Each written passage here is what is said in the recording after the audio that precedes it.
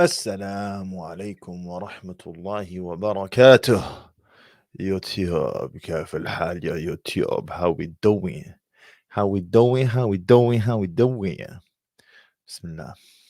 What's going on, guys? Don't mind the panda eyes, by the way. I messed up my kuhul whilst I was putting my kuhul on and flipping. The thing of kuhul is that it stains, right?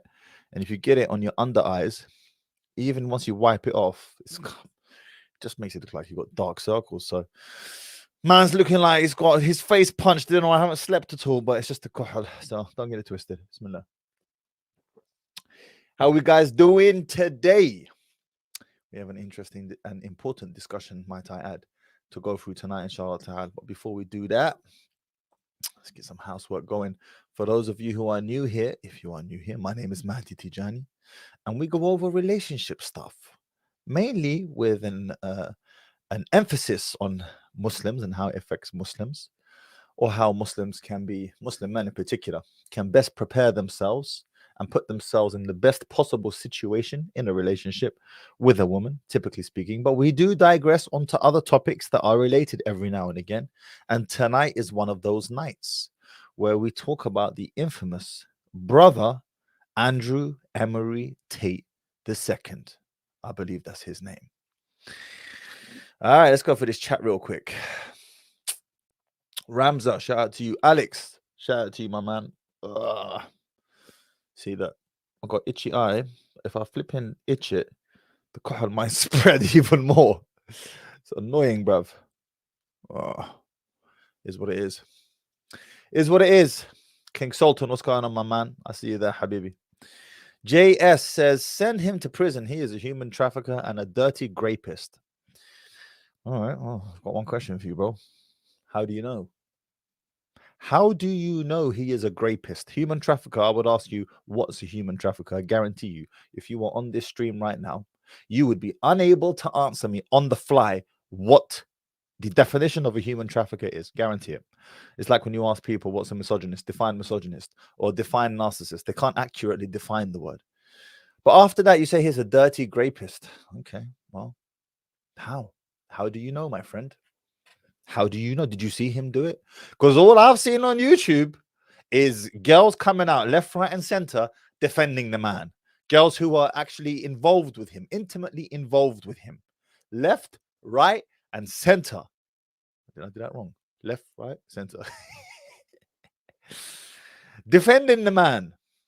And you're out here telling us he's a rapist. How do you know? You know,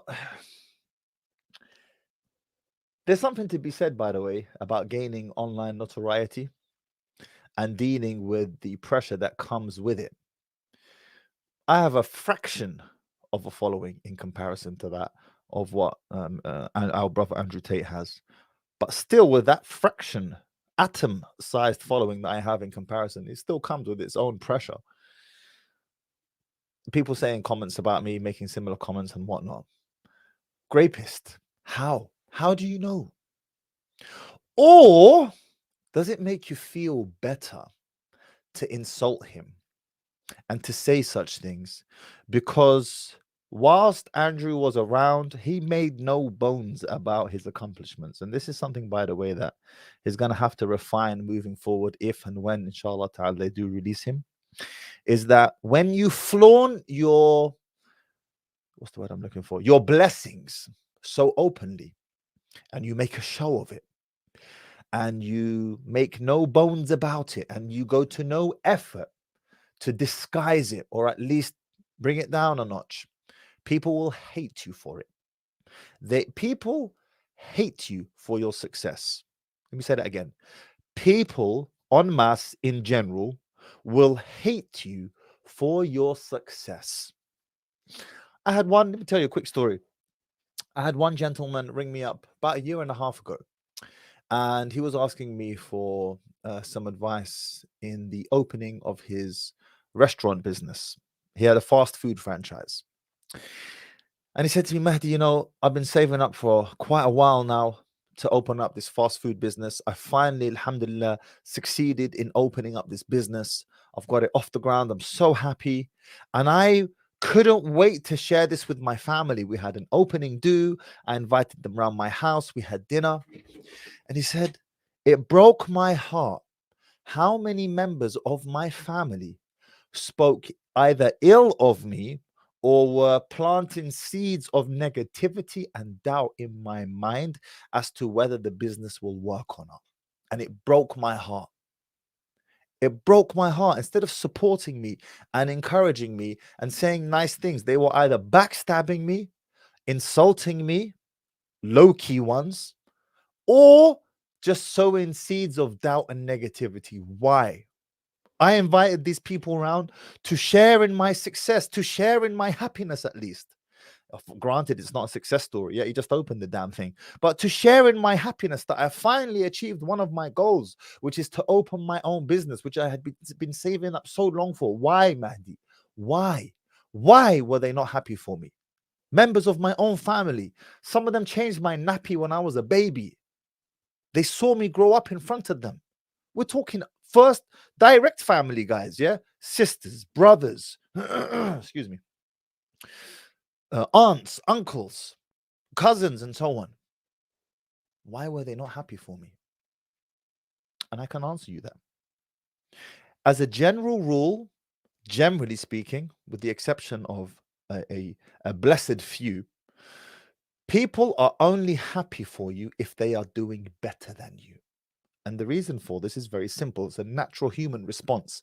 And that human response is your success shines a bright contrast on my lack thereof. And the closer to home that is, the more it hurts me.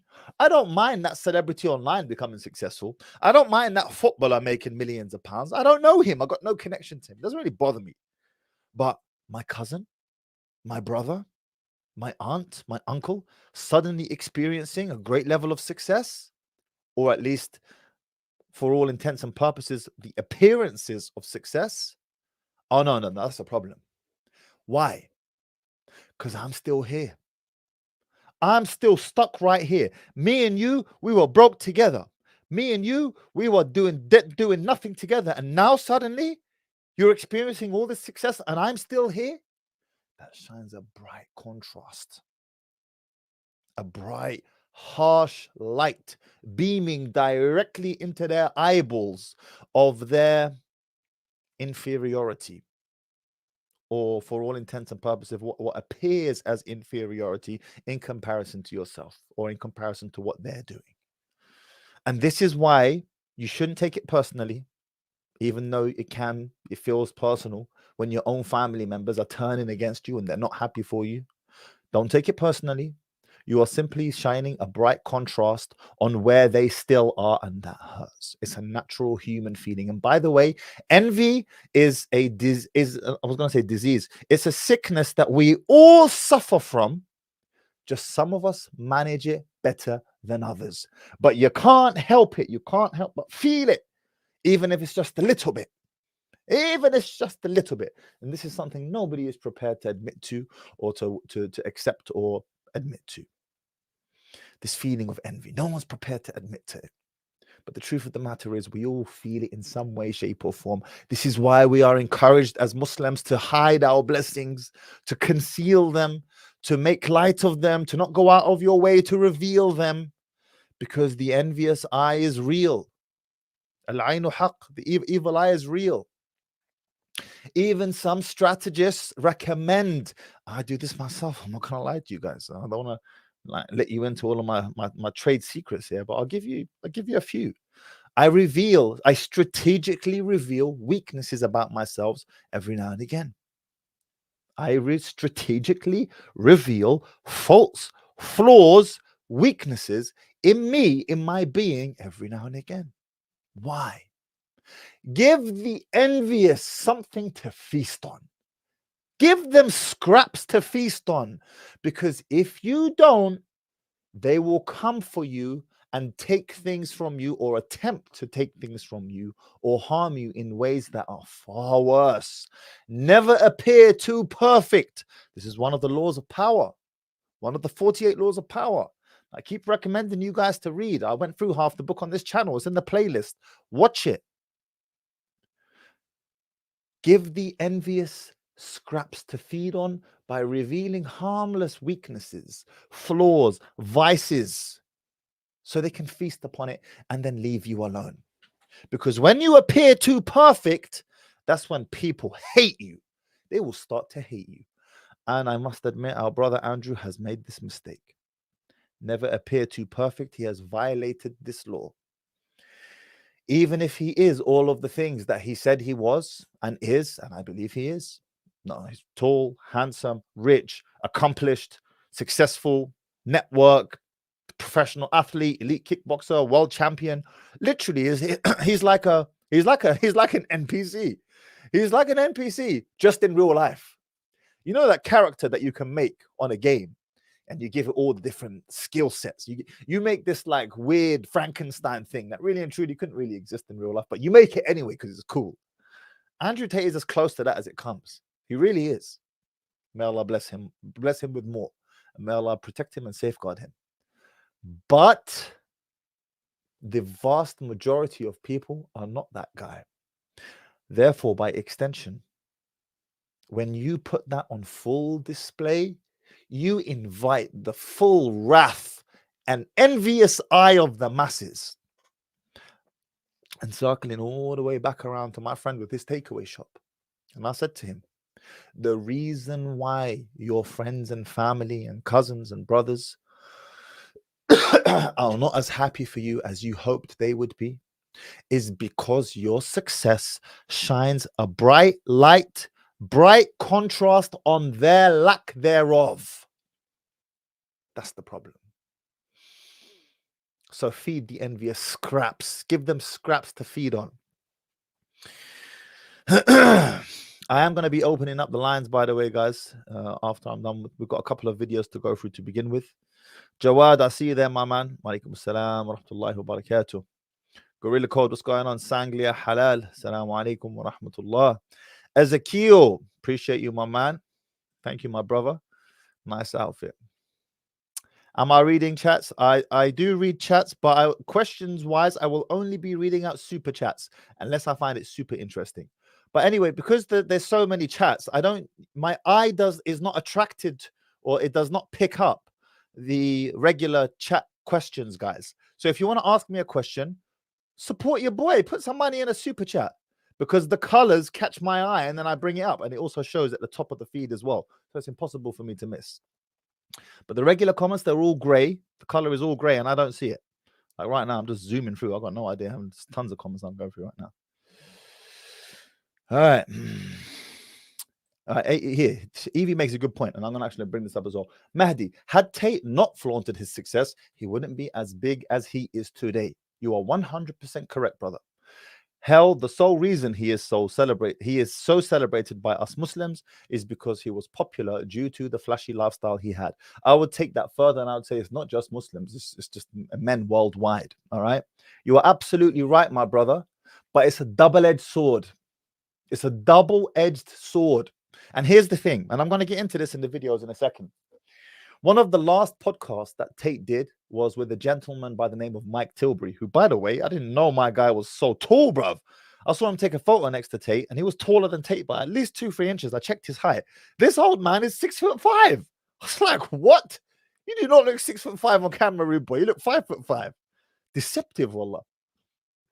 And again, people say that about me, to be fair. People say I look short on camera. And on that podcast, if you want to watch this podcast, the name of the podcast is Strike It Big. Just type that, Strike It Big. Shout out to them, guys. Mike Tilbury's a businessman, older gentleman. Anyway, Tate says something in there. And when he said it, I was like, man, even if it's true, don't say it, bro. Don't acknowledge it. Don't acknowledge it. You understand? And Tate said, my influence, and I'm paraphrasing, my influence is so great amongst the youth that I can swing elections. Poof. Brother. Imagine, put yourself in this position now. Imagine you are the head of a political party, all right? You are the head of a political party. You are campaigning for office. And you hear some random dude say, my influence is so great that I can swing political elections if I tell the youth to vote this way or that. And you know it's true. How do you feel? More importantly, what steps will you take to thwart this man's power? Because as you guys know, Tate is not a bought man. Usually, individuals who have this level of influence are bought individuals. They are bought in the sense of they have allies, but those allies come at a price. They sell their soul, for want of a better word, and they sell into whatever you guys want to believe it is, whether it's political parties, whether it's the Illuminati, whatever it is. Don't need to go into that, but you understand. And then by extension, they become their allies and protectors, so they become untouchable to a degree, but it comes at a cost. And that cost is you do and say as we tell you. If we tell you go right, you go right. If we tell you go left, you go left. It comes at a cost. And then you got Tate here saying, my power's so great, I can swing political elections. Let me tell you something about the powerful, okay? One thing the powerful never do is they never admit their power. Number one, they never, ever admit how much power they have. You will see this all the time with monopolies because monopolies are illegal. They're illegal. But Amazon is a monopoly. Tesco, all right, maybe Tesco is an oligopoly. An oligopoly is when you have 3 or 4 monopolies. So in the UK, it'd be Tesco, Sainsbury's, Asda. Maybe name one more. An oligopoly.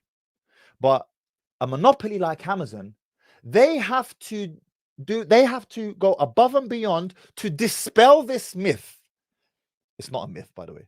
To dispel this fact, this reality that they are a monopoly, and they will bring out stats from their AWS to show them, look, we're not a monopoly, we're small guys. This is one thing you will find, by the way. People who usually takes an exception to the rule. People who are truly wealthy, they do their best to play it down because they feel a bit ashamed of their success.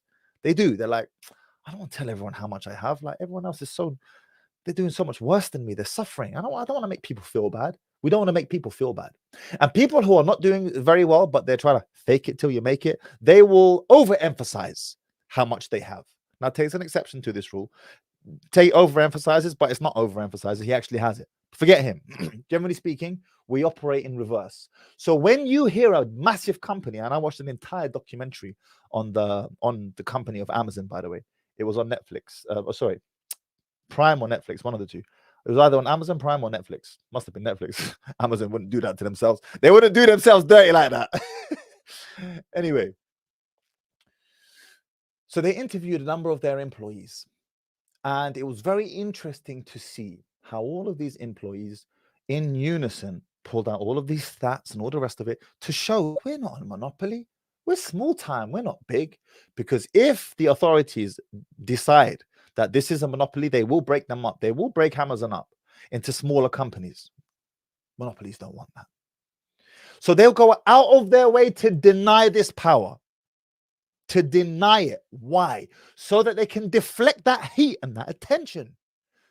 When Tate said that in that podcast with Mike Tilbury on Strike It Big, and he said, my influence is so great that I can swing political elections. I was like, man, don't do yourself dirty like that, bro.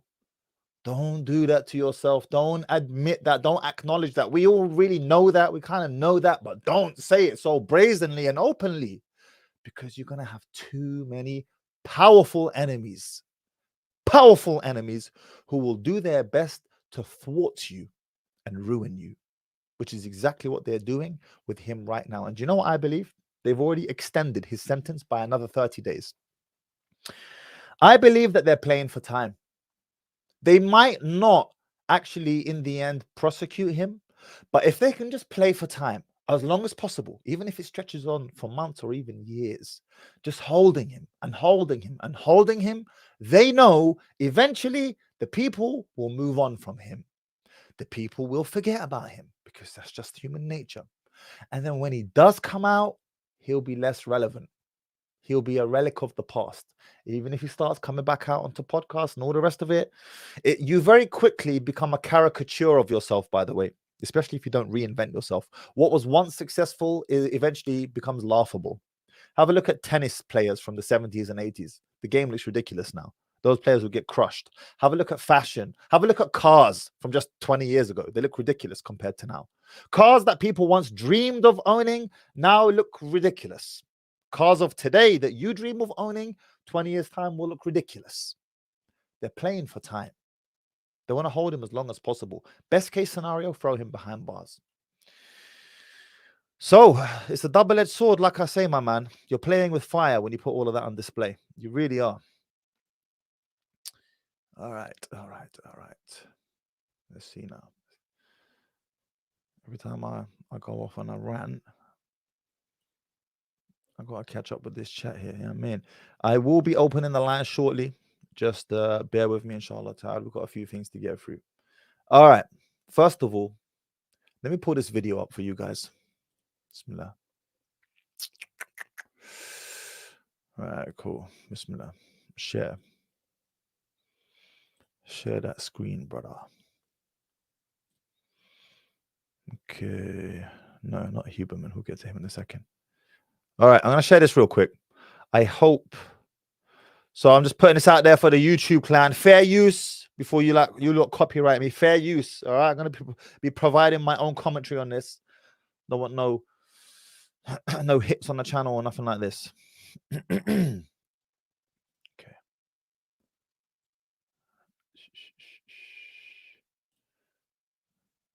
There we go. Oh, you guys can see that, yeah? All right, let's play this.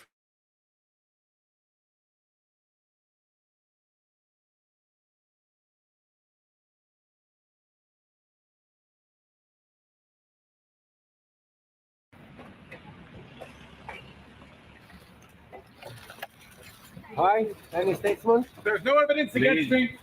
Is this the end of your career, Andrew? Absolutely not. This case file is empty. We've done nothing wrong. They know we've done nothing wrong. The case file is completely empty. Why do you say prison is unjust? Why is prison unjust? Of course it's unjust. There's no justice in Romania, unfortunately. Did you hurt any girl? First thing he says is there's no justice in Romania. Okay. You know, the history of Romania, by the way, with Islam in particular, is a very interesting one. I don't know if you guys, how many of you have actually watched the recent Netflix series, which I was very reluctant to watch initially, because anything that is to do with Islam and is given the thumbs up by Netflix, I'm skeptical, bruv. All right, I'm skeptical. I'm like, I'm not sure if I want to watch that. They're going to chuck in some LED HD TV community things that never existed and all the rest of it, right? I'm going to start making ish up. However, after much recommendation from those around me, I decided to watch it, and it was actually fascinating series, and I feel like they did do it justice. How historically accurate it is, I am not too sure, but the program was about Muhammad al-Fatih, Mehmet the Conqueror, from the time of the Ottomans, during the Ottoman Empire, when he defeated Rome, and fulfilled the prophecy. The Eastern Roman province in which country now? Where was it located? It leaves it's left my mind for now. It's Turkey, almost Turkey, Istanbul, Constantinople back then, Istanbul. And in this series, one of the seasons, the second season, is indeed the actual conflict or the feud between Mehmet and Vlad, none other than Vlad Dracula. Vlad Dracula, from which country? Wallachia, present day Romania. Wallachia is present day Romania. And there is a long and bloody history. Vlad the Impaler, by the way, the myth surrounding Dracula, the whole vampire thing, it's him. This comes from him, from Vlad the Impaler, who built up a notorious reputation for impaling his victims whilst alive with a giant like a spear of some sort, inserting it through their backside and making it come up through their shoulders, and then inserting that spear, or I can't think of a better word for it, into the ground and allowing the individual to die, allowing them to just, die until they died, basically. Let me do this. This is better.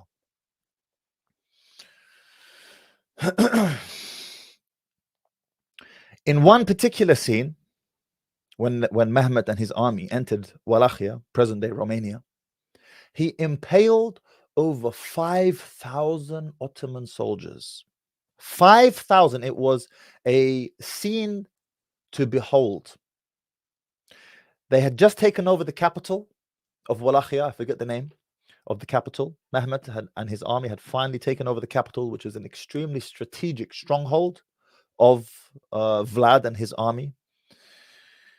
But Vlad made sure to leave a scene and a sight to behold. You're going to take the capital? Fine. But this is what I'm going to do to you. He impaled 5,000 of members of his army, including one of his grand viziers by the name of Hamza. He impaled him as well, and this was a devastating blow to Mehmet. Devastating blow. Hamza, not only was he his grand vizier, he was his father-in-law. He was the father of his wife, of one of his wives. I don't know how many wives he had, but he was the father of one of his wives. 5,000. Imagine that sight. You are walking upon a countryside, okay, which was the capital, the city at that time. There's a castle. This is the main capital of this country. You're expecting to see life at least. And you walk in and you see death and destruction. First of all, you see nothing. There was total silence, nothing. And you're like, what is going on? Where is everyone? Where is everyone? And you keep on walking until you see this enormous field of thousands of dead and impaled. That is the spear inserted through the anus and comes out the shoulder, and they are just hung there. It's like stuck into the ground. Thousands of them, as far as the eye can see. And Vlad did this whilst they were alive. He wouldn't kill them first. You would die from the process.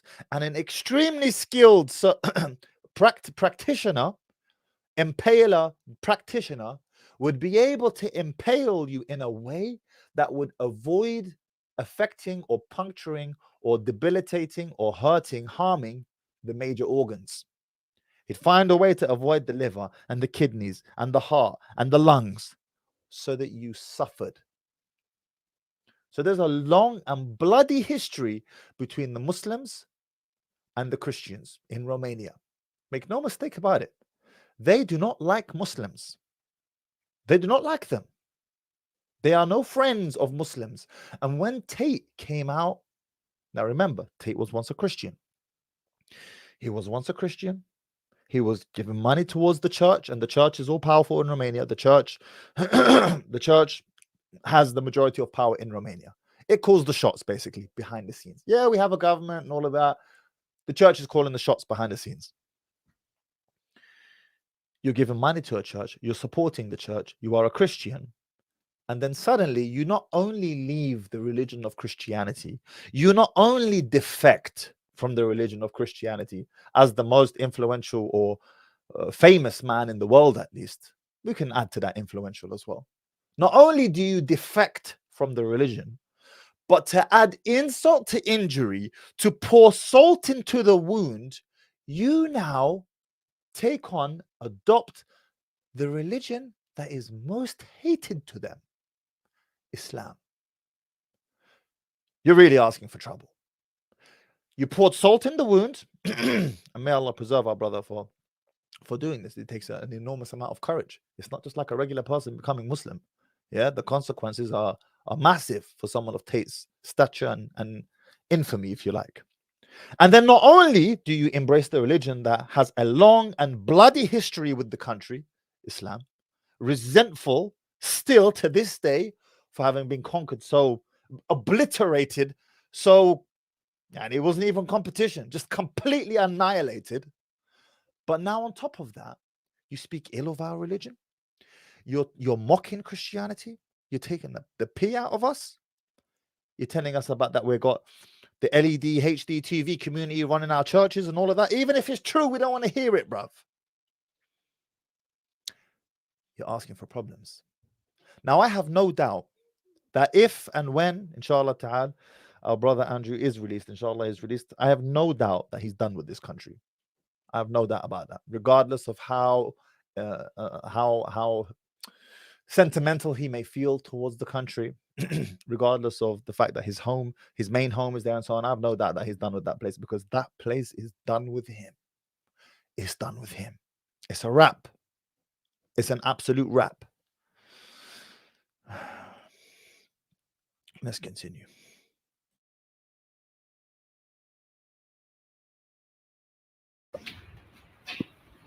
Au fost chestii tehnice, prezența avocatului este necesară, prieteni să afle de pe de Gentlemen, ask the police what evidence there is against me. Wait. Ask the police what evidence they have against me. It's nothing. They're holding me because of media pressure. You are okay? They're persecuting me because I'm rich and successful. Do not get rich in Romania. Let's hang on that statement for a second. There's a couple of things he said there. They're persecuting me because I'm rich and successful. Do not get rich in Romania. I was in Romania it's nearly a year ago now, actually, in the city of Sibiu, very authentic city. By authentic, I mean it's retained its authentic charm.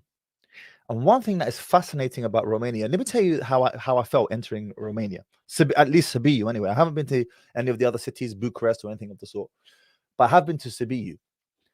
One thing, when I entered Romania, Sibiu specifically, and we started venturing around and visiting the local towns and so on, it felt like I stepped into a time machine and I was transported back to the UK, 1993, 1994, when my memory started, basically. I was born in 89, so whenever my memory started registering. Why do I say that? So me and my son, what we did was, my son, he was how old is he now? He would have been 3 then. We got one of those Bolt scooters that you can just scan your phone on, right? Scan your phone and the scooter starts riding. And we covered miles, bro, maybe 100 miles on this scooter over the days that we were there. It was so much fun. Me on the front holding the scooter, and then my 3-year-old just holding like the bar thing. We went everywhere. He had the time of his life. We just rode. We were just riding on this scooter as far as we can go. We'll take this scooter as far as we can go. And when it's done, we'll get the next one. And you might be thinking, how would you know your way back? Brother, I was like, we're going to go as far as we can go. And inshallah ta'ala, I'll figure it out. Worst case scenario, we can get a taxi anyway. It's not a big deal. The idea was adventure. It was an adventure. I'll tell you another story, actually. A side story about it in a second.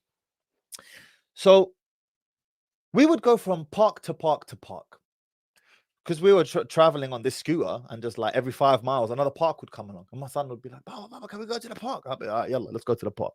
So we go to the park. We play in the park for a bit. The parks, all right, in 2022 were the parks that I played in 1995. Health and safety, be damned. No health and safety whatsoever, bro. The floors are hard like concrete. There was this one big ass slide. Yeah, you go on the slide, big slide. You slide all the way down. My son, I knew it's gonna happen. My son went on it, and then it's got a drop to the bottom. So you come off the slide, and then there's like, you could say, a foot drop, right, onto concrete. Straight concrete. None of this rubber, those wood chip things. None of that. Onto straight concrete. He went and it came down, boom, fell on his backside. He was crying, Baba, and myself. I said to him, yes, brother, we're in Romania. This is not UK, United Kingdom, where everything is nice and soft and fluffy. This is Romania. Romania was a communist country for many years, many decades, by the way. I don't believe it's a communist country now. It's not a communist country, but it has retained its communist charm, if you want to call it that. Bro, me and my son, we'd be riding a scooter, yeah? We'd see abandoned houses and buildings everywhere. We went inside one, damn near inside one anyway. I got photos of it. This massive Dracula-type mansion, I kid you not. It was straight out a horror movie. This massive mansion, massive, I mean huge, with a great big drive, windows all smashed, doors all broken, like the grass is all up here. A mess, yeah, and it wasn't barricaded off like it would be here in the UK. It's barricaded off nicely, and danger, warning, please do not enter, hazard to health, none of that, bruv. The gate was open and you can go in if you want. Have a look. If he dies, he dies. One of them ones. One of them ones. If he dies, he dies. So we go up to it. I'm like, is this for real, bro? Because I'm coming with my UK mindset, like health and safety, everything's nice, you know. You could just walk into this random abandoned mansion and nobody's going to say nothing to you. No one's going to say nothing. That's Romania. That's Romania. And then you come along, you make millions off the, I'm giving you the perspective from the Romanian people, yeah? Or at least the Romanian power players. You come into our country, you sleep with our women en masse, indiscriminately. Then you put them to work on cam stuff. And then on top of all of that, you insult the religion of the country and you speak ill of it after flaunting your massive success in a country that is very poor by and large. There's too many problems, rude boy. There's too many problems. And the side story I was going to tell you was, so me and my son, when we were on this little boat scooter, yeah, and we're riding, we're going from, I don't know if it was town to town or I don't know what it was. We're going from park to park anyway. Yeah, and we're covering miles at a time. We're draining the battery out of these things. They can have anywhere from 9 to 19 mile battery life. And then once it's drained, you've got to dash it and get a new one. And if you go too far, there might not be another one to get. So you've got to like have a look. And then if you're like, there's only 5 miles left, let me dash that, get another one quickly because we might go for another 10 miles. It's like that. You guys know how it works.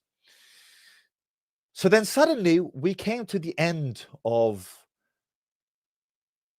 the town or the village or wherever it was. People stopped and then it was just a big long road, kind of like an A road in the UK, not a motorway, but like an A road, right? And I thought, yeah, that'd be a nice little adventure. I've got this on video. I wish I could show it to you, and I can't show you. I got it on video because I had my phone in my hand.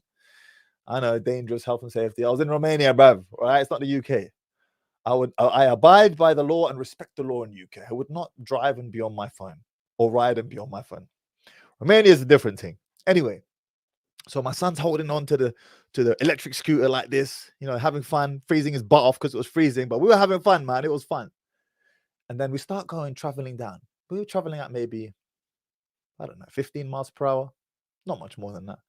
And we're going along this road, and all of a sudden, these wild dogs come out of nowhere like a gang, bruv, like a posse. Like they come up with their gats and everything. They're like coming to they were coming to kill. They come out from left and right, like left and right, big ones. And I caught them from about 100 meters out. They were coming towards us. These massive killers, yeah. And you know, there's a whole bunch of stray dogs in Romania, a whole bunch. And you can't trust these things because they're wild. If you've ever been to the third world, I don't like using that term. If you've ever been to the developing world, you will see in these less economically developed nations, a lot of wild animals. Even the cats are brutal, bro. The cats are brutal. I remember when I was in the Middle East, even in Algeria for that matter, the cats are savages. Don't try and pet a cat if you go to one of these countries, bro. They'll bite your hand off. Yeah, it's not like here in the UK. You pat, it's like, come to the strokes. No, bro. Put your hand out, it's going to eat it. It'll chop your hand off. Like your video, by the way, if you're enjoying the stream. If you're enjoying the stream so far, like the video and sub the channel for that matter. So these massive dogs come out from left and right, barking, woo, woo, and they are running towards us. I swear they planned this thing. They are hunting us down at this point. I bust the quickest Yui of my life, like turn that thing round, start sprinting it because it was slightly downhill. So we were going uphill initially. So when I bust the Yui, it was slightly downhill. I was gone, bruv. I didn't even look behind me. My son's holding on for dear life like this, and we're just gone, just out. Bust another right, get to the corner shop, and alhamdulillah, we're back in civilization, back where people are. Turn around, dogs are not there. I think those dogs were just sending me a warning message. Don't come here. Yeah, turn around, go away. We don't want you here. So that's Romania, bruv. That's Romania. You should go check it out. All right, let's finish this off real quick.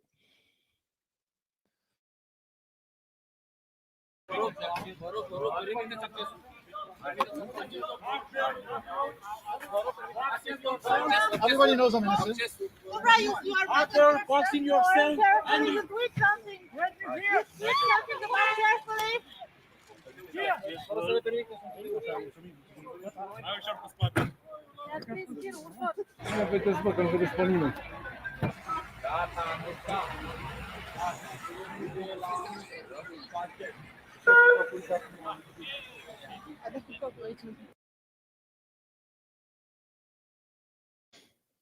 All right, that was that. You know, I've got another video. You know, we had some adventures, my son, when we were in Romania. Do you know what happened? Yeah. So we rented out this Airbnb. Let's get rid of this.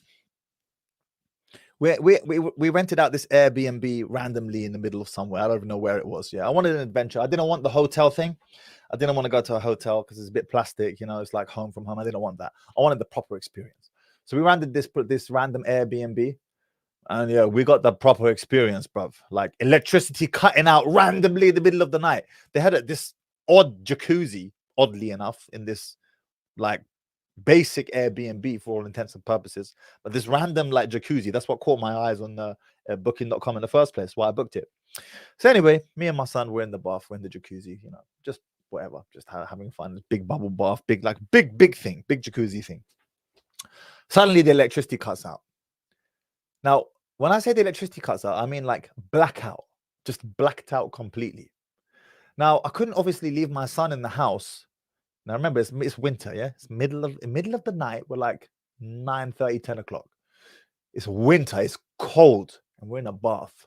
And the electricity box is outside the house. They've already shown me how to fire it back up if it goes out. But the box is outside. It's just me and my son. We're inside the house.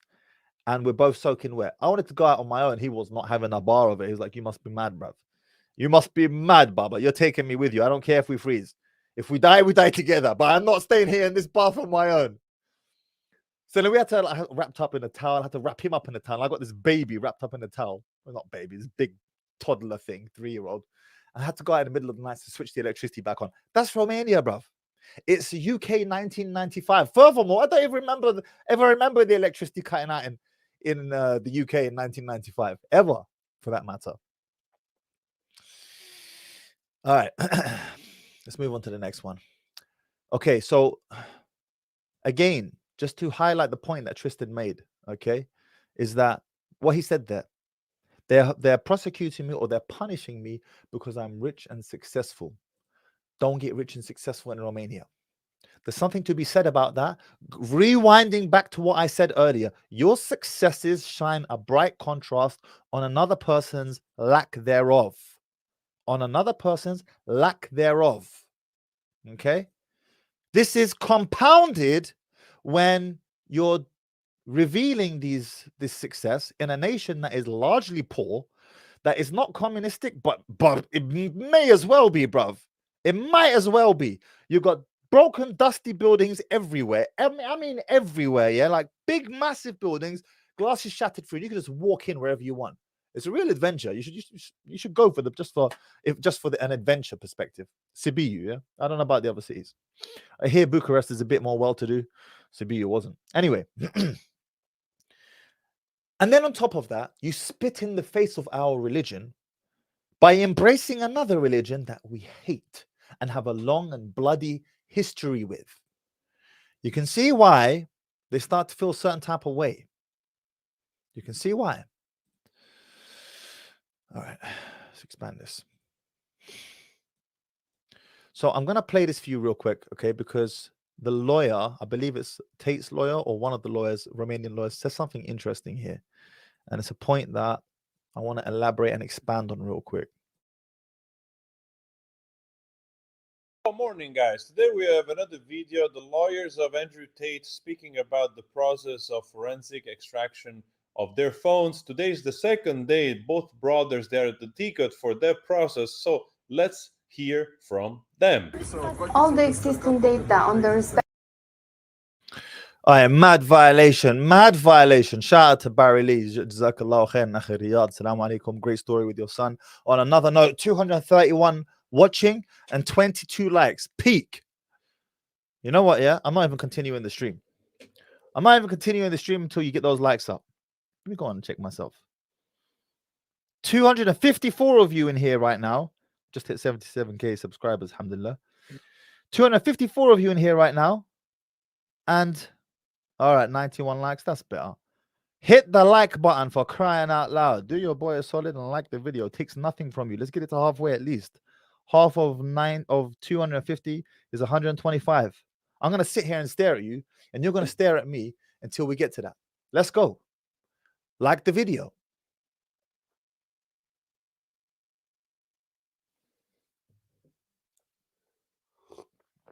Shout out to you, Walid. I see that. Momo After Dark, Barakallah fi, like the video. Walid, like the video. Blackbeard, like the video. Jawad, my man. New Jersey female, appreciate you, like the video. King Sultan, my guy, like the video. Barakallah fikum. King Sultan's liked. Like that thing, bruv. It's free. Even you ninja watchers, yeah, you hate watchers, I should say, actually. The ones who like to hate watch me. Dislike the video. Go on. I dare you. All right, wicked. We got 119 likes now. 119, 6 more. Let's get it to halfway. 6 more likes and the video will be at halfway. Otherwise, you're going to have to continue staring at me. At my panda kohol eyes. Every time you like, I'm going to pull it up. Alfredo, my guy. Appreciate you. New Jersey female. Female? Yeah, New Jersey female. First time watching on the live. Appreciate you. Ninjas be disliking. Bakavata, I appreciate you, my man. Layla, how do you like? I'm confused. I thought I did. Just you'll see on the video here. Right there. Can you see that? There's a like button there somewhere. Yes, guys, I sleep with dark screen rain, by the way. I can't sleep without it. I've got to have that noise. All right, let's see how we're doing right now. That's better. 138. Keep it above 50%, guys. Keep the engagement above 50% at least. Barakallahu feekum. And let's continue. Appreciate you. Let's go. Respective media were downloaded without performing an interpretation of the respective data or printing the images or their phone listing absolutely nothing. All the respective disks, the detailing of the data extracted from the respective devices is to be carried out in the next period. Also, Tate has made, we say, convincing and complete statements to all the allegations in the case, and we believe that through these statements, things have been greatly simplified in regards to the development of the prosecution.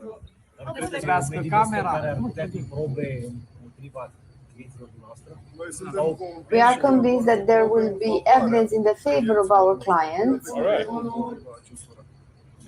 Has the footage from the indoor surveillance cameras been added to the case file? Where are those files? No.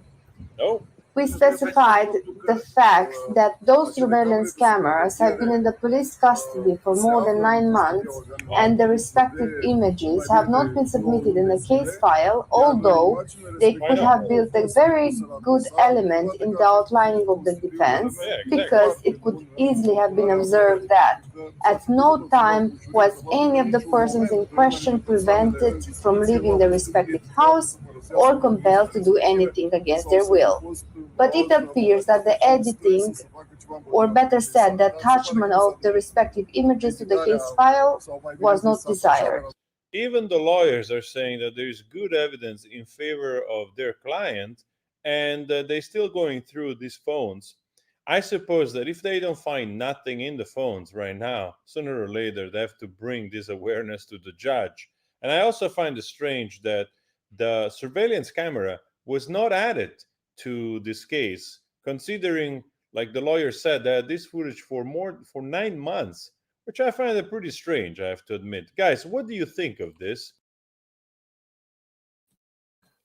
Make no mistake about it. The facts of this case are irrelevant. The facts, or lack thereof, of this case are a bonus. Now, he mentions that the police have had stuff on him for the past 9 months, and they still haven't submitted that stuff. That doesn't mean, by the way, that the evidence will not be used. These things take time sometimes because police want to cover their bases. If they submit too soon and they make a mistake, the evidence loses its credibility. So it's not to say that they don't have evidence, so to say, but sometimes police want to take their time so that when they do submit, they submit with a bulletproof case or as bulletproof as possible. I don't know if they're doing that with Tate or not. Only Allah knows. Look, the bottom line is this. Especially to those Muslim women who are rejoicing at the demise or the apparent demise of Andrew Tate. Do you know the only thing that's better than seeing a man make it? Do you want to know the only thing that is better than seeing a man make it? The only story that is better than seeing a man make it from nothing is seeing a man make it, lose it all, and then make it again. It's the only thing that's better. And this setback is a setup for a major comeback that will be all the more impressive once, inshallah ta'ala, he is released and he's back out on the scene again. Because it makes for a great story. Imagine the story he's going to have from, this is all about stories, man. Imagine the stories he's going to have from his time in prison right now. And you know, without drawing unreasonable parallels, it does remind me of the story of Prophet Yusuf alayhi salam, when Yusuf was wrongly imprisoned for many years. Wasn't in there for weeks, days, weeks, or months. He was in there for many years. فَلَبِثَ فِي السِّجْنِ بِضْعَ سِنِينَ, for a number of years. Long time. He was, of course, eventually exonerated, found to be innocent, released, became the minister of one of the ministers of Egypt, responsible for the dissemination of food and so on. But the point is that it happens. And now that they've got him, only Allah knows how long they're going to hold him for, man. Only Allah knows how long they're going to hold him for, wallahi, because once they got you, they got you. And I've mentioned in a previous stream as well that, and this because my wife is half Romanian. She speaks Romanian fluently, by the way. And she mentioned the first thing she said to me when Tate was arrested, she said, I knew it. The Romanians are under pressure to impress their, what was the word that she used? To suck up to the West, to impress them, to show off to them. Because apparently they have an inferiority complex of some sort towards the West. And I've mentioned the story before, one of my previous streams of whilst I was in Romania and I was paying for my food. I was in a grocery store. And she said something in Romanian, the price of the food. And I leaned over to actually see what it said on her digital thing, so I could give her the correct sum because I didn't understand her. And most Romanians don't actually speak English, from my experience anyway. Maybe this is not correct, but from my experience with the ones that I spoke to, most of them don't actually speak English, or they speak a little bit, like they can get by, but not enough to kind of like make sense. So I just leaned over to have a look. She gave me the most repulsive look, and then she muttered something under her breath because she must have seen like this Middle Eastern looking guy with a beard, right, sticking out like a sore thumb. And I'm looking over, questioning her integrity. So that must have been the first thing that went through her mind. And I just simply said to her with my most queeniest English, I said to her, I'm sorry, I don't speak Romanian. I just wanted to see what the price was. I didn't quite say it like that, but I always lay it on thick. I always lay my English accent on thick in countries where I know they have an inferiority complex towards the West, because it gets you respect. I do this in the Arab world especially, by the way. I refuse to speak Arabic to Arabs. I refuse. One time I was being attempted to be extorted in, I'm not going to say which country because I don't want to offend people, but it was in North Africa. And the security guy at the airport refused to let me through. And he saw that I had £3,000 in cash, just £3,000, not a lot of money. And it went through the scanner. And he pulled me to the side afterwards, said, there's a problem with your stuff. We've got an issue. Started waffling, bro. Bare waffle. At that time, I was speaking Arabic. Dumb mistake. Then he pulled me to the side and he winked at me and he said to me, look, we know you got some money. Sort us out and we'll let you through. I just raised my voice. I'd like to speak to someone immediately. Where's your superior, sir? I'd like to speak to him immediately at this moment. Bring him to me. Start speaking with my queeniest English, right? He's like, no, khalas, mashi, yalla, roh. Go, he said. So I went. By the way, if ever you go, don't think you're impressing them if you learn a couple of words here Assalamu alaikum, mashallah, kayf al-hal, how are you? No, don't do that. Speak English, bro. You get more respect. It gets you further. Don't speak English. Don't speak Arabic in the Arab world. Yeah, especially when you want to get by. Speak English strictly. Strictly. Flash that red passport. It's gone black now, isn't it?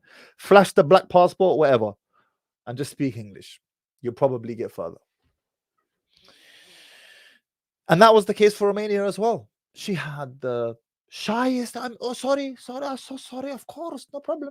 I suddenly went from like some next peasant, bruv, to a king. Like I wish she went from treating me like a peasant to treating me like a king. So they are under pressure to impress Big Daddy, the West, and earn their pleasure, so to speak, getting their good graces and earn their favor. Is what it is, bro. All right, we're gonna take a slight intermission, and then I'm going to. So what I'm gonna do is this: I'm going to leave a link in the chat right now, whilst we are in the intermission, where you can call me. All right, boom. The link is in the chat. Control C. Link is in the chat. If you want to call in, share your opinion. Let's talk about it. Put this there. Control A, Control C. Done. We'll have a discussion. I can already see someone's been backstage for a minute. I will be prioritizing those who have their cams on. Cams on. All right. For now, let's do this.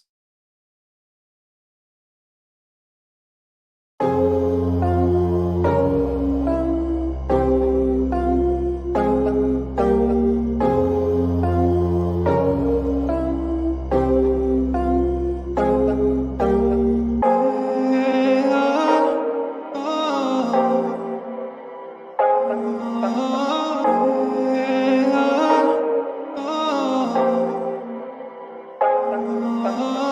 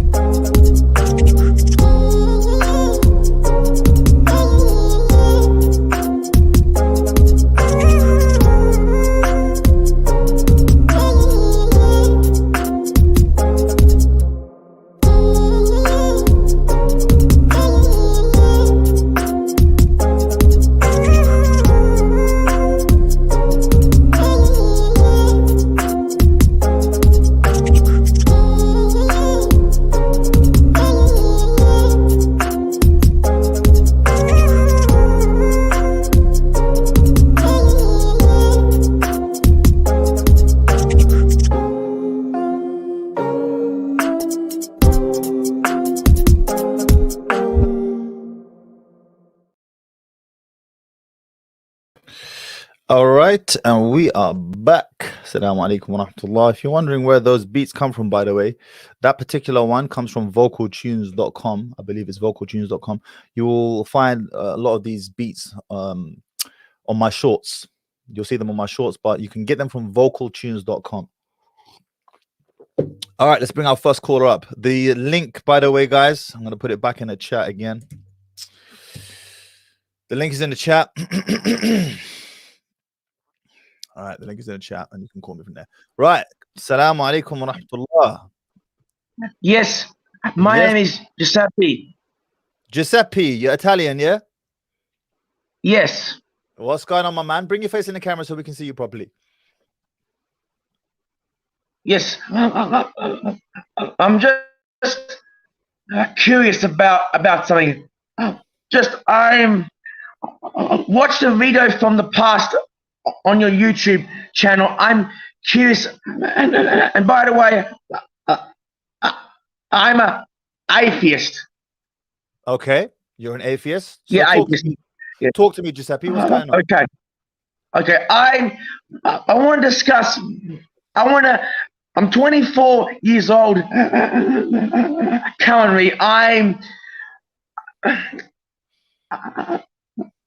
not sure. I'm not planning to get married now, but in the near future, I'm wondering about women's education because I want a smart wife. You know, I do computer technology, science, and physics kind of stuff. I do programming because I want a smart wife. What do you think about women's education? Because you said in the past that, sorry if I'm going a bit fast. I just stutter. Sorry. So Giuseppe, what I'll say to you, Thank you. What I'll say to you, my friend, is that I recommend you have this discussion with someone who is more qualified than myself to have this discussion with someone like yourself. All right.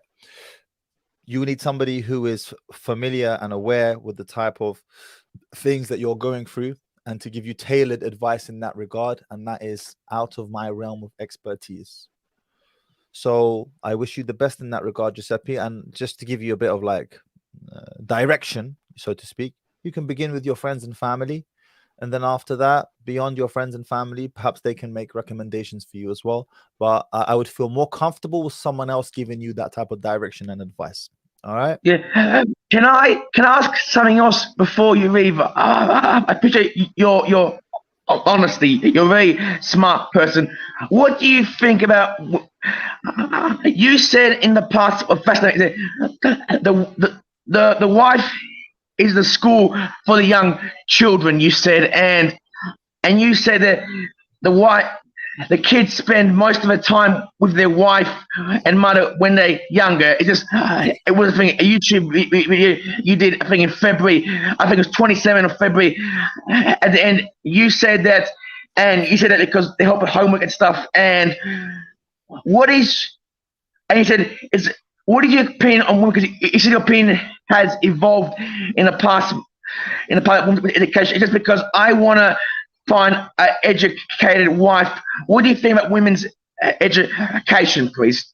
I'm just curious. What you do, my friend, is after you've had this conversation and taken on board the advice I've given you, you're welcome back on this channel after that. In fact, message me privately, actually.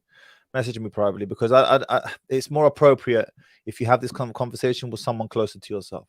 All right, my friend? A pleasure. Thank you for coming on, Giuseppe. I appreciate you, my man, and thank you for waiting patiently in the back as well. Giuseppe's been there basically from the beginning. Appreciate you, my man. All right, Abdurrahman, salamu alaikum. Nope, too slow. Bahzad, salamu alaikum wa rahmatullah. What's going on, my man? Wa alaikum assalam. How you doing? Alhamdulillah. How you doing, akhi? What's going on, I'm doing bro? good. Alhamdulillah, bro. Alhamdulillah. Talk to me, yeah? Talk to me. So just to speak on the topic, I've noticed, like, let's take money on the side, a woman on the side. Even if you have more life experiences than your peers, the brothers around you, and you share those experiences, right? Like, your experiences portray resilience, toughness, or confidence, they'll start envying you. Mm. But in private, they'll secretly want to be like you. Mm. But because your experiences are such that, you know, you display some type of bravery or something, you know. Bahzad, I'm sorry, bro. Just wait there 1 second, akhi, yeah? I just need to address the chat real quick. I can't ignore it. You know, guys, I can't believe, yani, I can't believe how you're talking, how some of you are talking with regards to the gentleman who what the flip, what the flip is wrong with you? And you know the funny thing, yeah, about mocking someone, okay? Mocking someone is that, Allah forbid, either you're going to be tested with it or someone you love is going to be tested with it, your children or whatever. You know, when you see someone going through some hardship, physical ailment or something, you know what you should say? Alhamdulillah alladhi afani bima mabtalahu bih. Alhamdulillah, praise be to the one who has saved me from this ibtala, from this trial. What's wrong with you? You know, the health that you have, it's not from you. Do you understand that? The health you are experiencing, it's not from you. It was not because of you. It's a gift to you, given to you. So appreciate that before it's taken from you. Please continue, Akhi. But do you mind asking me again, bro? I'm sorry. My brain got frazzled. They're making fun of him. That's sad. Well, anyways, so basically, when you have more experience around, compared to the brothers around you, your friends or so on, even that, just basic life experiences, you know, even that causes some type of envy within them, and they project that through their insecurities because they're nothing like you, or they lack some type of characteristic or emotional trait that you have, you know. So I've noticed that with not just with when it comes to wealth or women, I've noticed that even with just personal experiences. But yeah, that's what I wanted to share. Absolutely. How do you deal with that, just out of interest?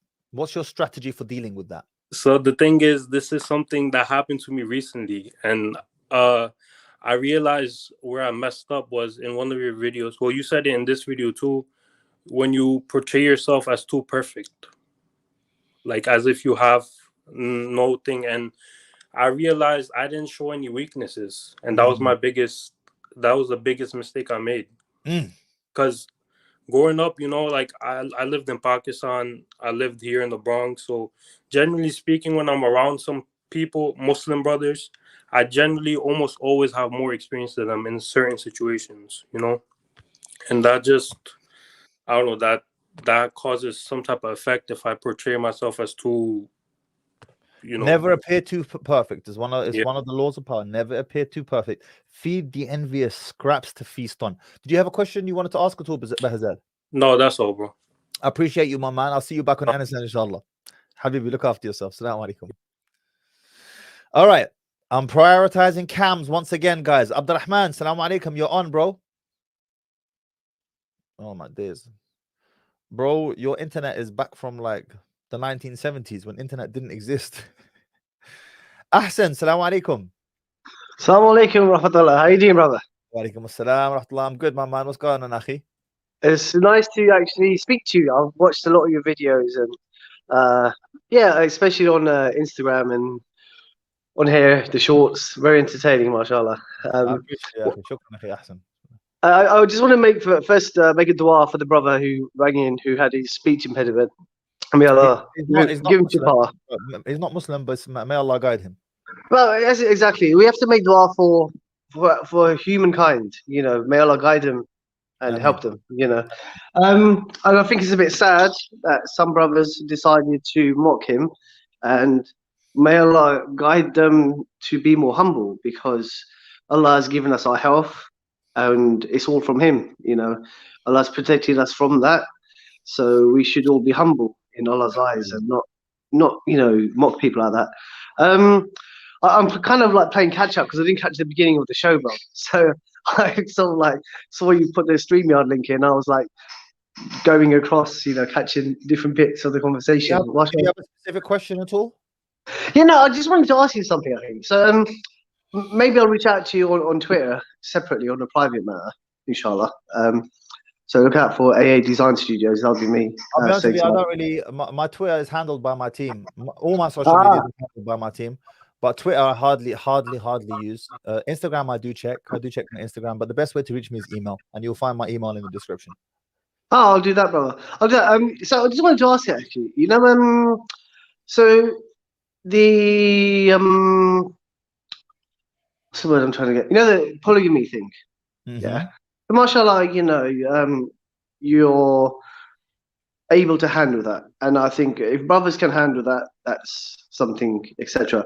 I'm not sure if it's something for me. Not thought about it, but I just wanted to ask actually, what mashallah, you talk about it a lot. I just wanted to understand like your education on it. Where did you learn about that subject in itself?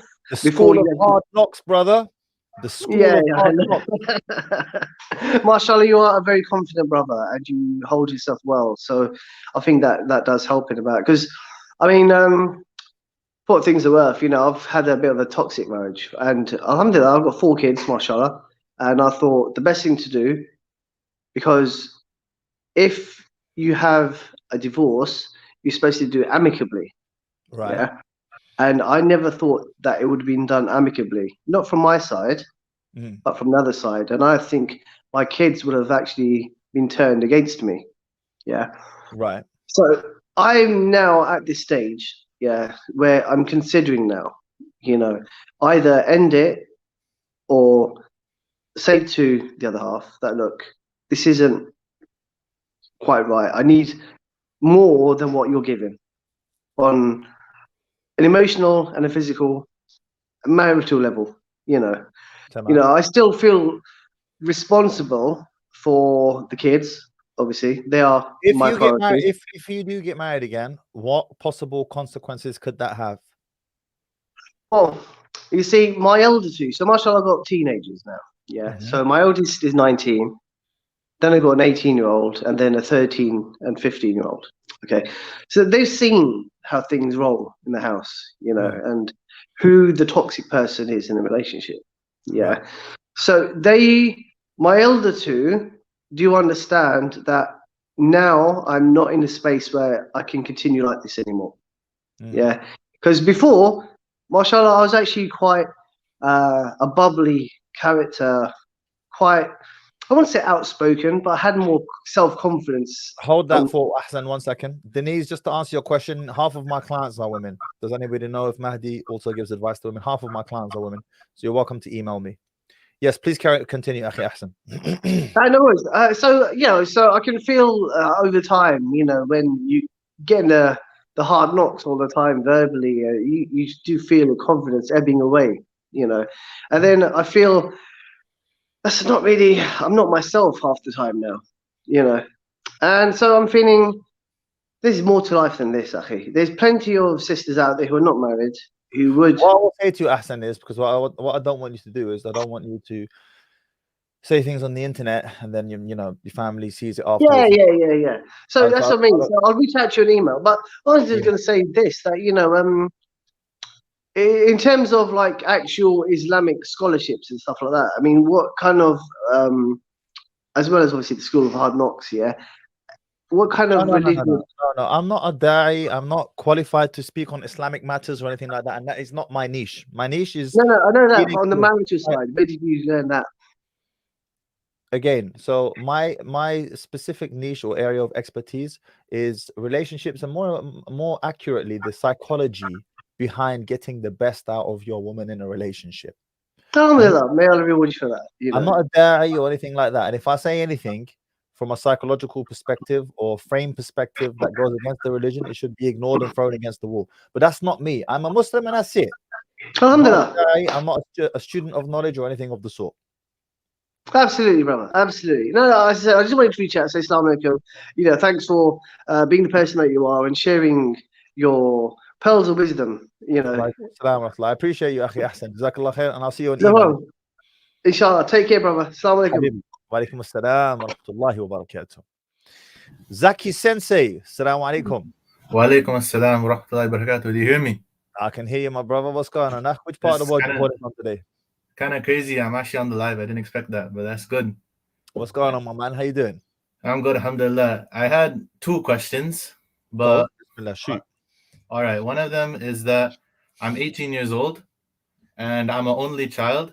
And there's many things I want to do at my age. One of them being, marriage, obviously. But the thing is that I'm an only child. And oftentimes I get, like babied by my parents. You know what I mean? Because I'm like their only kid. I'm like the only and that they have. And I sometimes can't make my own choices. Like I've been asking for a driver's license for a long time now, but my parents don't want me to get one because they're like, oh, he's gonna be going to the everywhere without me and stuff like that. So one of my questions was like, how can I basically like prove myself to my parents to show them like I'm a man now, like I'm an independent, I can do all these things and basically prove myself more to them. And yeah, that's basically the first question I have. First of all, their concern for you, comes from a place of compassion. It doesn't come from a place of hatred. So even though it might sound or feel claustrophobic, just remember that it comes from love. It doesn't come from contempt or anything like this. Secondly, you're gonna have to prove it to them. You're just gonna have to. You're young. You're 18, so you haven't even had time to live life yet. Yeah. But you're gonna have to prove it through accomplishments. The best argument is the one that requires no argument. Don't explicate, demonstrate, show them. I used to have a shirt and it said, shut up, show me. One of my favorite shirts that was, shut up, show me. We don't like people have learned to distrust the slippery nature of words. We don't want to hear words. We want to see results. So show them results. That's it.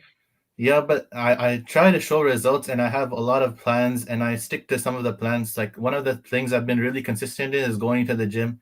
I've noticed I've been getting stronger. I'm pretty much stronger than most of my friends. Are you studying right now? Studying, yeah, I'm in university. Okay, good. Do well in uni. Get good grades. I'm trying to do that too, but no, don't try. Don't try. Do or do not. There is no try. When you say try, the word try implies difficulty. Don't try, just do it. All right. Yeah, but do you have like any tips on like, for example, getting more energy? Because some days, like for example, this week, like the first 3 days of the week, I was very energetic, getting all my work done, and then these last 2 days, I've just been like completely like dead, like I couldn't do anything these days, and I was feeling really guilty that I wasn't getting any work done. So like, how can I like just get more energetic like that? First and foremostly, you're not gonna have a great day every single day. You need to accept that at least 10% of your year is going to be the bottom 10%. Right? If the bottom 10% you are going to have of your year consists of 45 days or 50 days. How many days are there in a year? My bad. 365 days in a year. So at least 1 month of your year is going to be the bottom 10% of your productivity. So just accept it for what it is. That's the first thing. Secondly, after that, you need to ask yourself, are you, for example, spending too much time on vices like scrolling on YouTube, Instagram, TikTok, whatever? Are you over flooding your dopamine systems with all of these apps, and therefore by the time it comes to time to actually doing work, you're already like, your mind is flashed? Are you doing things that don't contribute to positive health? Are you watching porn? I'm not asking you to answer that. If it's a no, then alhamdulillah. Khalas. Do you not you specifically, but I'm speaking now to the audience. Do you engage in masturbation or things of these nature that steal your energy, that suck the life out of you? If yes, then you need to work on eradicating those things. If no, and you are doing your best, then just accept that some days are going to be bad days, and that is what it is. So long as the majority of your days are positive, productive days, sometimes you're going to have a bummer. It's okay. Don't beat yourself up. All right, I have one last question because I remember I said I had 2 questions, so now I have my second question. Can I go? All right. So the topic of marriage came up with me and my mom is very keen and very strong on her choosing a spouse for me. When in reality, like I want to choose my own spouse, like based on my own likings. And my mom was suggesting like people like my cousin and stuff like that, and I was like, oh no. And she's very like stern and rigid on her not accepting like anyone else but who she chooses, and she like wants like for example, I'm Pakistani, so she wants a Pakistani person. She wants someone not too religious, but like just on the family's level. But I want someone more religious, and so that how can I like basically prove to her that like what like I'm a man, I can choose my own spouse. Like why are you being so keen on that? And I know it's she I don't know like why she wants to do that. I'll say to you, if you are able to marry a woman who you like and is also your mom's choice as well, This is the best case scenario. Mhm. If that's not possible, then you're going to have to go your own way, but that will have consequences. Your family might, get in the way, might try to obstruct your progress and so on. But if at least, entertain the idea with your mom. Don't shut it down straight away, because who knows, bro? She might actually bring you an absolute dime. You don't know. Maybe she'll bring you an absolute dime and you're like, you know what? I could never have found this woman on my own. Alhamdulillah, my mom found her. That's the best case scenario. Mhm. Failing that, then obviously you're going to want to look on your own. You are a man at the end of the day. Technically speaking, you don't need your parents' blessing. This is true, but it's better to have them on side. It's better. So just try. Work with her. Do your best to work with her. And then if it doesn't work, it doesn't work. So just be diplomatic at the end of the day. Diplomatic, exactly. Yes. Diplomacy is the key word here. Be diplomatic. All right, thank you. That was nice. All right, Look after you're my yourself. favorite YouTuber, by the way. I'm being for I real. appreciate you, Zaki. Thank I you very watch much. you in the gym and all that with my headphones and everything while like lifting crazy. Very my man. I appreciate you. Make sure you share the videos with your friends as well. Okay. Yeah, I don't want them to know. I don't want them to know all the secrets, But yeah, I hear that. Sometimes I'm like, man, I can't be dropping all this game on them like this. Sometimes I feel like that. Yeah, I kind of want some leverage, But yeah, I got you. Yeah. I want some leverage. Like I want to be like at the upper echelon of my friends, And then I share your wisdom, and then through you, and then give it to them, And they're like, wow, this Zaki guy's pretty smart, It's a 400 IQ play at the end of the day. Alhamdulillah. All right, assalamu alaikum. Thank you for coming. Look after yourself, my man. Look after yourself. Abu Amar, assalamu alaikum. You're on the live, Abu Amar. We can't hear you. All right, you try and fix your audio, inshallah. I'll bring you back on in a bit. Big dog. We got the big dog in the building. Big dog. What are you saying? Nope. He's out. Shahin, assalamu alaikum. Alaikum salam. How are you, man? Very good. Alhamdulillah. How you doing, my man? I'm good, my friend. But before everything, I don't start your live chat in the beginning. And excuse my language because it's weak. I'm weak in English. So I just want to know your... are you with Brother Tates? Are you defend on them? My man, it's disrespectful to the stream for me to go back and repeat everything I just said. Do you have a question specifically? Yes, my question was that because I like you, so I want to know your position. If you rewind the stream, you will know what my position is. Rewind the stream. I see, but okay. So my position actually was about these two guys that I feel that they are and somehow play people about their situation, especially Andrew. I want to know. I feel that he's munafiq in somehow. This is my opinion about him. Brother, be careful. You know, with this word munafiq, yeah, and for those who don't speak Arabic, that means hypocrite. When you call someone munafiq, akhi, yeah, and if it's not befitting for that person, it comes back on you, and you're the munafiq. You know this, right?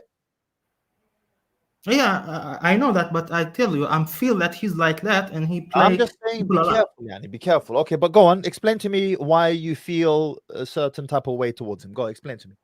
Yes, because you know what? First of all, if he become a Muslim, so should he be like you? He should respect his religion and just practice his religion. So he should be away from what he was doing in the past. So Like I what? don't like what he was doing in the past. What has he been doing after embracing Islam? What? Webcam business. So No, he doesn't do that anymore. He stopped webcam long before he became Muslim. His brother has something on the OnlyFans side. But from last I heard, but he stopped webcam time ago. And let me tell you something else, yeah, because you might say to me, "Oh, but he's still got casinos and things like this," yeah. And he drank and all of that things, you know. First of all, shout out to Barry Lee. Shukran for the reminder, akhi Riyadh. Astaghfirullah. Tate just reverted. Be careful. Yeah, we have to be careful how we speak about our brothers once they become Muslim. It falls into a minimum ghiba, backbiting, worst case namima, slander. So we have to be really careful. Well, I'll say to you this, bro. Okay, I haven't seen him drinking alcohol, by the way, post his conversion to Islam. But you could say, "Oh, but he's still got the casinos and so on." Let me tell you something, bro. Do you know how you get into the casino business, especially in developing countries like Romania? Do you know how you get into that business? With the mafia. You have to go into bed with gangsters. That's how you get into that business. What that means is, if you want to get out of bed with the gangster, there is going to be a what's the word I'm looking for? An extremely painful detachment period. You're making the money. Have you ever seen those programs like Power or BMF, Black Mafia Family? And you know, there's a mafia boss, and you're picking up your drugs from him, and you're shotting your drugs on the street, and then suddenly you find a new plug, you find a new supplier, and you go to your current mafia boss, and you say to him, look, I don't want to buy from you no more. I found another plug. Thank you very much. I'm gonna go and buy from the new plug. That guy will either kill you or beat you up to make sure that you continue buying from him at a minimum. He doesn't want you to go because you're making him money. So when you're in bed with gangsters and mafia like that, getting out of bed with them is not as simple as simply, you know, he just became Muslim, he should let it all go. He wants to. And I know, because I know members from his inside circle who said he is slowly trying to extricate himself from these different shenanigans, but it takes time. It's not as simple as meets the eye. It's complicated. And, you know, to be honest, you didn't even need this knowledge, because we are encouraged as Muslims, as per the hadith of the Prophet ﷺ, where the Messenger of Allah ﷺ said, "Iyakum al-dhann, iyakum al-dhann, iyakum al-dhann," 3 times. فَإِنَّ الظَّنَّ أَكْذِبُ الْحَدِيثِ. He said, I warn you of suspicion. Or I warn you of suspicion, suspicious doubts. I warn you of suspicion, for verily suspicion is the greatest of lies. So we should just have husn al-dhann, a good thought of our brother in the first place. For all intents and appearances, he's doing his best. As we know, even the Sahabi took time to fully expel all of their bad habits from Jahiliyyah, from their days of ignorance, and embrace the religion fully. It takes time. Me and you, we've been Muslim for ages, so it's second nature to us. Are you born Muslim? I born Muslim, yes. Yeah, I'm born Muslim too. So for me and you, it's like breathing. Yeah, not drinking alcohol. Duh, never drunk it anyway. Why would I drink it? Not going. But I was. Look, I was a Muslim. That's why I know how the outside of Muslims just manipulate others. So I see. Are you not Muslim anymore? Different. I'm just a free man. You know, I'm open on. Okay. The devil is in the detail. So you're not Muslim anymore then? I don't say that, actually. I don't say that. But I'm much different. Bro, I think you're Muslim. Are you Muslim? Do you consider yourself as a Muslim? Religion people called that kind of me atheist person, but I'm not atheist. They called me, but I can't read. Do you so you're agnostic then? You believe in God, you're just not too sure which one. I believe in my own God, and somehow, but that's why I know how Andrew play all of that things. I know exactly because the position that I'm in right now is exactly what Andrew take. I know I am in so darkness in my life after what I just realized in a dark world. You know, I know where he going. Okay, hold on. You're from Iran, right? You sound like you're from Iran. No. I'm not from Iran. Okay, so you sound Iranian, but anyway, look. So you're not Muslim. Okay, fine. You believe in God, fine. But if you're not Muslim, I'm a Muslim. I'm accept that I'm a Muslim, but I'm not like them. You know, I'm not like you. I mean, I'm not brainwashed by religion. If I'm a Muslim, I'm Muslim by choosing Islam. It's like Andrew Tate. Actually, my friend, hold on. We're playing semantics here, Habibi. Either you're Muslim or you're not. Like it's like the sky is blue, the grass is green. He's a Christian and I'm a Muslim. Are you Muslim or not? I know that Islam is a perfect way to humanity right now. Okay, I know, cool. You know, I know, like people like you should just spoken and spread the Islam than other religion. But I know that is some tool. Islam is some great tool. What exactly is your issue with Tate then? My issue, I know his plan. You know, I just know how he. What do you think his plan is? What do you think his plan is? Look, the existence of religion or something is just so good for humanity to control them. So he know that rule very well, and he was used it before. he was used before. Now he realized. Hold on, you that said control. He wants. So, what are you saying? Are you saying he wants to become Muslim so that he can learn to control people? Is that what you're saying? to come and control more people and control, put more his, because he's a very famous person. So when he come to Arab world, he can control him so easy, just to say that he belongs to Muslim nations. So he's so easy to just how we say it. Okay, but my friend, look, Islam is not even the biggest religion on the planet. Christianity is. So in becoming Muslim, sure, he would have made a bunch of friends, but he would have made a bunch of enemies as well. So if we are to entertain this idea of yours, this theory that he became Muslim to accrue and to gain more power, I would say to you that for every Muslim he has gained, he's gained 2 non-Muslim enemies. And we can see that quite clearly with what's going on with him right now in Romania. And if you saw the beginning of the stream, I gave the backstory of Romania, which used to be called Wallachia, by the way, and the backstory between the Muslims and the Christians and the ill feeling they have towards Mehmet the Conqueror, Muhammad al-Fatih, who actually destroyed Vlad Dracula's army in Romania or Wallachia. So, I don't get your point. How is it strategic? Do you know what would have been strategically a good strategy from a power perspective?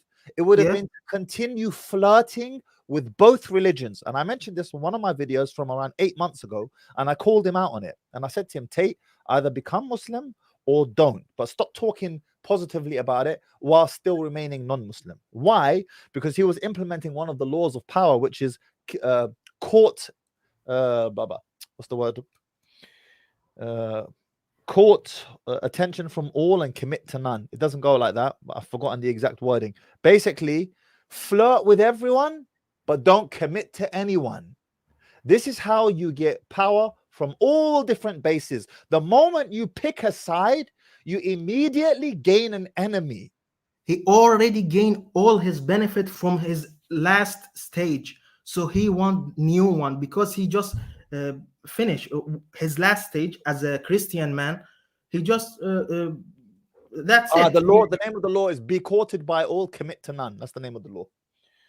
Yeah, go on. So right now he see this huge potential in Arab world. So his best way, he cannot gain more benefit than his previous life in Europe nation where he was born. He was born in America or in UK, I don't know. But he just go out from them and he become against them because he's against the feminism and all of that. So he already make his enemy. So the bad and look in his specific things that he choose to talk about. Everything he talk about is just so and annoying for other people. So when he become Muslims, Shahin, let me ask you a question. What experiences in your life has caused you to feel some type of ambivalence or some type of way towards Islam? Something has happened in your life. What is it? Tell me that story. We want to hear that story. Business is all about business. The religion, all the religions. Tell me what happened. Tell me the story. What happened? Who did you work? This is what I tell you that and Andrew Tate exactly. He's a smart guy. He know that he's a successful businessman. Tell me your story. Tell me your story. Tell me what happened. My is not that interest, but the only reality that I face as a as a born Muslim person is that it's a great business, but old business.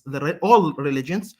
So the best business religions currently is Islam, and Andrew just know that it's the best business. No. Let me correct you. Islam is not the best religion or the best business currently. Islam has always been the best religion, always. Okay. Yes. Nothing has changed in that regard. True that in the West, the society has degraded so much that it's become glaringly obvious to even the most ignorant person that Islam is the solution. Whereas before, it was the most ignorant person, perhaps you can make an excuse for him. But now even an idiot can see, we can see this mess here. Islam is the solution. It's quite obvious. but that's always been the case. That's not new news. I don't say other thing. I tell you, rather right now is a best business, or in the first it was like that, but it's very genius, and that's why I respect Islam from that that situation. So that's why he do that, all that. He realized that if he want gain more, he should pick a side. In which What's side your better? what's your proof for this statement? Let's say that you're right. What's your proof for this? Bring your For proof. what? For what? Because if we are to make a claim that Mr. Tate has embraced Islam for business purposes, then you have to bring a proof and evidence for this. What's your evidence? First of all, like I tell you, all religions are the best business, and you know what? You know why? You know why? No, Shahin. Let me rephrase the question again. Okay. What proof, evidence do you have specifically to Tate that he has embraced Islam for business purposes? I will Please answer. enlighten us. Okay, I will tell you that the things that I know that he get benefits, what he will gonna benefit to him to convert Islam's. The result, before, like you said to your previous man that he was talk to you, show me a result. Don't bullshit me. Just so he know what kind of result that. Well, he then, will if gonna that's gain. the case, then Shahin, then everyone who becomes Muslim is becoming Muslim for some type of business benefit. Although I will say, by the way, that of course you do benefit by becoming Muslim in this life and the next life. So it's not exactly a bad thing, because we all want to benefit. And one of the benefits of embracing Islam is not going to Jahannam, to the hellfire, and going to paradise. So it's a pretty cool benefit, you know, pretty decent benefit, not a bad one there. But you're saying now basically that he's a munafiq, he's a hypocrite. So what's your proof for him? Because at the moment, my brother, all I can hear is confusion of the highest order. This is all I can hear right now. Shout out to you, Batur. So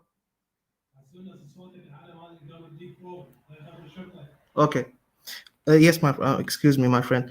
Like I tell you, you asked me for proof to if why Andrew or just convert to Islam. Look, first of all, I know that the majority of Muslim people like when someone convert to them and they are just become so happy. I understand that they are feel that someone just stand to them, but there is not the point. He know what he will gonna gain when he convert to Islam. So that's enough. That's enough.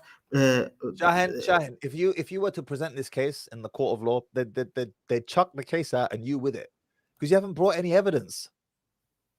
Brought any evidence that he will gonna get benefit of converting Islam? He may well, maybe he will, maybe he won't. Who knows? So but that's not my enough. answer. That's not enough.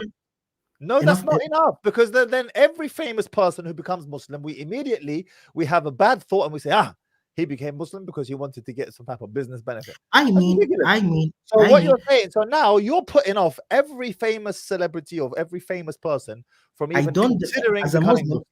As a Muslim, I don't defend them. I should not. Are you Muslim? You just said to us you don't know. You believe in your own God or your own religion. Okay, you as a Muslim should not defend any other Muslim because he's become a Muslim. You should defend him because outside of his religion area. This is what I said. No. On the contrary, you should defend your brother as a matter of priority. He is innocent until proven guilty, and you come to the defense of your Muslim brother more quicker and faster than a regular non-Muslim person.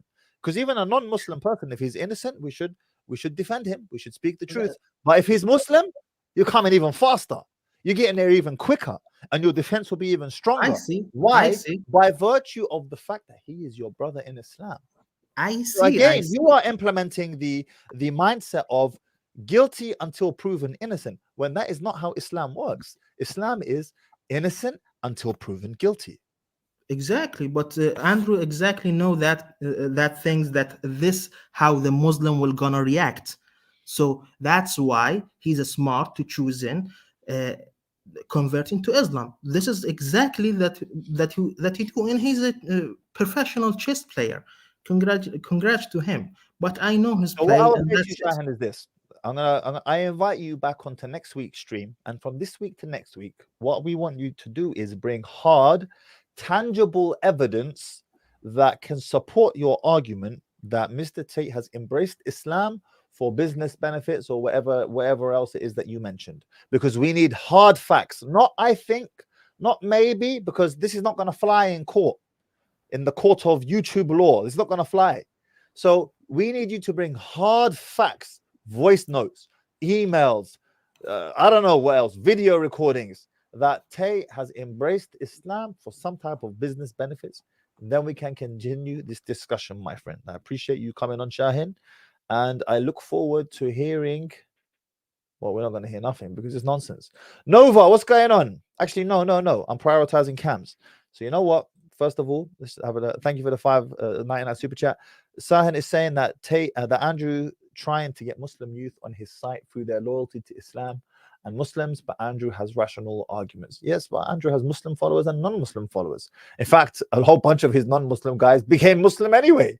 It's not like there's some type of additional tangible benefit. In fact, as we can see right now, there's only been harm so far. And Allah says this in the Quran. You think you're not going to be tested? You think you're just going to say La ilaha illallah and you're not going to be tested? No, we're going to test you. We're going to see. The tests are coming. You're Muslim? You sure? Let's find out. And right now, he's being tested. Man like Bills. Assalamu alaikum, Hadi. How are you? Wa alaikum assalam wa rahmatullah. 1, 2, 3. Viva Algeria. Go on, say it, bro. Come on, say it. Viva Maghreb. No. It doesn't work. 1, 2, 3, Viva Maghreb. 1, 2, 3, Viva Maghreb. Viva Maghreb, my friend. Viva Algeria, Viva Maghreb, Viva everyone, okay? Anyway, so I was supposed to say, I've actually changed my opinion on Andrew Tate. God almighty, are you serious? Yeah, I've changed. Bills, go on. I've changed Go my on, Bills, hit me. I actually think that his conversion to Islam is genuine. Wait. I got something for you, Bills. This one's for you, mate. The very fact that you have decided that you've changed your mind on Tate, this one's for you. Oh, give the man a bloody medal. Yes, give the man a bloody medal. Carry on, think son. I had with the guy that called in last. I actually had the same initial impression that he was converting to Islam to get more people to sign on to his cause. But actually, when I see him carrying the Quran into prison, and I think he's praying in prison, he's growing the beard and all this, I actually think he's becoming a very strict Muslim. What I would say but having said that, I think that he's actually Bills. He's growing his beard because they didn't give him any razors, mate. Oh yeah, his hair's growing on his head as well. Do you know what I mean? True. Yes. Okay. True. Yes. But actually, I think having said that, I'm not sure. I don't know, but I actually think he's guilty of the crimes that he's being convicted of. I actually go on, then, Stan. Go on. Because I watched the video that True Geordie made about him. I think about his videos and the content that he's put out, and there's a few things there that are alarming, which allude to sex trafficking and the crimes that he's been convicted. What does sex trafficking mean, Bills? What does it mean? It means basically forcing women or maybe men to illegally to cross the border or legally to cross borders. Cross the border? What, were you in Mexico, mate? What border are we crossing? To my knowledge, it means forcing women to work in the sex industry, and basically forcing women to work in the sex industry against their will. And I think he's guilty of that because from what I've heard, from what he's saying. So here's the thing, Bills. Here's the thing. Have you seen all the videos of all the girls coming out that used to work with him, defending him? Have you seen those videos? Yeah, but there's two other women. Have you seen any videos of girls coming out and saying bad things about him? Yes, I saw a video that, on True Geordie's channel, and True Geordie was doing an analysis of him, of Andrew Tate actually beating a woman. I saw that. And I saw that as well, son. I saw it, and that same girl, she came out and she said it was role play. We were doing role play. I don't think it was that same girl. I think it was. It was the same girl, son. It's the reason they kicked him. They kicked him off Big Brother because of that. And because he was on Big Brother. And then Oh, that girl right. came out and said, "No, it was role play." You know, some Right, women, okay. some women, they're a bit, you know what I mean? They like that stuff. But I think that the reason why he's committing these, well, not okay, we don't know, but I think the reason why he's getting himself in these kind of situations is because he's mentally ill. He's mentally ill. Hold on, son. I've got something for you, son. I've got it.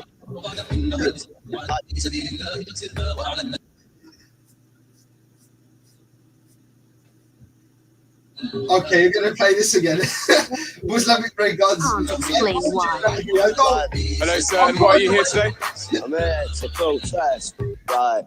I'm going on a march. 'Cause I want Britain to be back British. I want Britain to be back British. I'm going on a march. 'Cause I want Britain to be back British. Okay. I'm sorry, girls. You remind me of this song every time you come on, mate. Do you know what I mean? Go on, son. Carry on. Go on, man. Okay. So I think he might need to get checked with a psychiatrist. I don't mean this disrespectfully, but I think he might need to get checked by a psychiatrist because I think he could have a mental health problem. Because he wants to get involved in different things all at once. Right, Bills. Bills, what I want you to do. Bills, hold on, Bills. Hold on a second. Okay. Flipping out, mate. Just stay there. I'm bringing you back. Assalamu alaikum wa rahmatullah. Wa alaikum assalam. I didn't think you would add me. Sorry, I'm really shy, but no problem. Bismillah, okay. tafadhali, sister. What's your name? I'm Nova. I was gonna say my real name, but go shoot. Bismillah, what you got for me? I just wanted to speak about like my experience, like because I've been a fan of like Andrew Tate like recently. I came across him on YouTube, right? When I first heard of him, I was very triggered. And then I started watching him more, and then I thought, oh, he's kind of funny, and then he tells the truth. But I've been watching him for like months now, and he's very open with his life.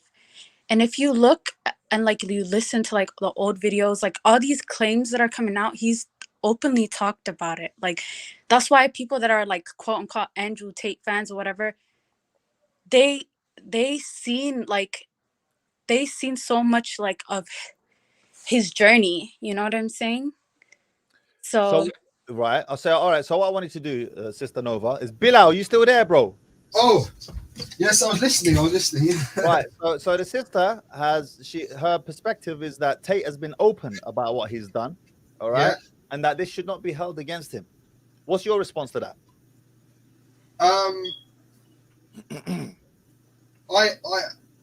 He's been open about what he's done, but he hasn't been open about the trafficking part of it. The trafficking part of it he hasn't disclosed. So that needs to be investigated further, and that's what they're doing now. Is they wouldn't seize all his cars and seize all his assets if they had nothing. Because governments are fair, innit? Like governments wouldn't seize your stuff because they're fair, right? Well, to an extent, yes. I think they wouldn't seize all his cars and look if he was innocent. I think there's something going on here. Okay, sister, do you agree? I disagree, honestly, because tell Bilal why. Okay. Yeah, because like if you like, there's literally no evidence at all, and just because they seized his cars and like properties, that's actually wrong. Because it's innocent until proven guilty. But in the Romanian, like in Romania, apparently it's guilty until proven innocent. They're literally locking him up 30 days and adding another 30 days. I think you're right about that. There's no evidence. Yeah. YouTube videos are not evidence. Okay. Propaganda isn't evidence. Like we have to be like literally like smart. Like, okay, what's the evidence? You know, not Vice recordings, not Vice documentaries. The Romanian police have not even put out any evidence. Like this whole thing is just weird to me. I'm not an expert on law, but if you're saying that there is no evidence, then I agree that he is innocent until proven guilty if there is no evidence. But what I think is that for them to do this, there may be evidence. That's all I'm saying, is that there may be evidence. They shouldn't put him in prison. He should be innocent until. Bilal, have you been here since the beginning of the stream? No, I just joined later on. I'm sorry. Right. So what I want you to do is, I'm not going to repeat everything I said for the past 2 hours, but I want you to I'm sorry. Okay. It's all right, son. It's all right. We've all got lives. You know what I mean? Yeah. I want you to go back to the beginning of the stream afterwards and just watch the first 50 minutes or so, because I cover this ad nauseum, at length and in detail. All right, with regards to number one, the history of Romania or Wallachia with Islam. All right, and then number two, the psychology behind what Tate has done and achieved in a country as poor as Romania and so on and so forth. Okay, but the bottom line is this. All right, is that he's our brother and we have to defend him in that regard. Okay, I agree. I will defend him. Innocent until proven guilty. Until proven guilty. Now I got a question for the Sister Nova. Sister Nova, does an individual with the character? How old are you, by the way? 24. 24. There's an individual with the characteristics, the character traits of an Andrew Tate. Is that something you find attractive or something that is a put off for you, and why? I mean, I guess. A lot of women would say yes. With like, because Andrew Tate is very misunderstood. He says things that I wouldn't agree with sometimes, but if you think about like, okay, confidence and wealth and things, yes, like women would be attracted to that, you know. Would you marry a brother, putting all the fahisha to the side, would you marry a brother with the qualities of an Andrew Tate? Yeah. W. That's a W. What you got to say to that, Bills? Why are you laughing, bro? Do I have qualities of Andrew Tate? Who said that? I don't. Not you, flipping hell, mate. Right, Bills, mate, you're making me do it again. You're making me do it again. Islamic Ray Ganzig on again, aren't you? No. Come closer, Bills. Come closer. Oh, you're gonna give this a slap. The metaphor. Come closer. I'll do it. Come closer. You ready? Turn to the side. Yeah. Right. Other side. It's confusing because the camera is. All right, Bills. You're my guy. You know you're my guy. Yeah, I love you, bro. Thank you so much, Mahdi. I love you. Look after yourself. I love you, bro. Take care. Assalamu alaikum. Sister Nova, is there anything else you'd like to add to the discussion, or any questions you wanted to go through at all? No, I just wanted to, because I'm 24, but I'm very like, I like to know the truth. I don't just believe something that I hear on, and that's what I want to say before I leave. Don't just believe something you just see on social media or you hear on social media. There's always an agenda. Like, there's even been an agenda towards Muslim people being terrorists. You know what I'm saying? There's always an agenda. You have to think, where am I getting my information? And do I always believe everything that I see or that I read? That's all. Barakallahu fiqh. I appreciate you coming on, Sister Nova. Jazakallahu khair. Assalamu alaikum wa rahmatullah. Take care. All right. Shout out to the $5 super chat cast. I appreciate you, my man. I'm prioritizing cams, by the way. Yeah. So even if guys are coming in just like 2 seconds ago and they got their cam on, those are the individuals I will be bringing on as a matter of priority. But we've got a massive, absolutely massive super chat here right now. Let me just pull this up from Bashar Khalid, my man. Shout out to you, Bashar. Jazakallahu khair for the $99 super chat. You should offer a place on NSN where men that are truly high value in reality be screened and able to post their profile for sisters that are looking for them. First of all, Bashar, I appreciate the 99.99 super chat. Jazakallahu khair. It's a very, very, very generous super chat, my man. I really appreciate that. Jazakallahu khair. Secondly, those type of individuals that you described, they wouldn't be on NSN in the first place, because they've got too many options. We would need a separate app for that, something else completely different. All right, but I appreciate you, my man. Barakallahu fiqh, jazakallahu khair. Men who have many options are not on any apps, none at all. They're not on apps. Men who have a plethora of options are not on apps. And right now, there's a contingent of men on the app right now that are not even there for women.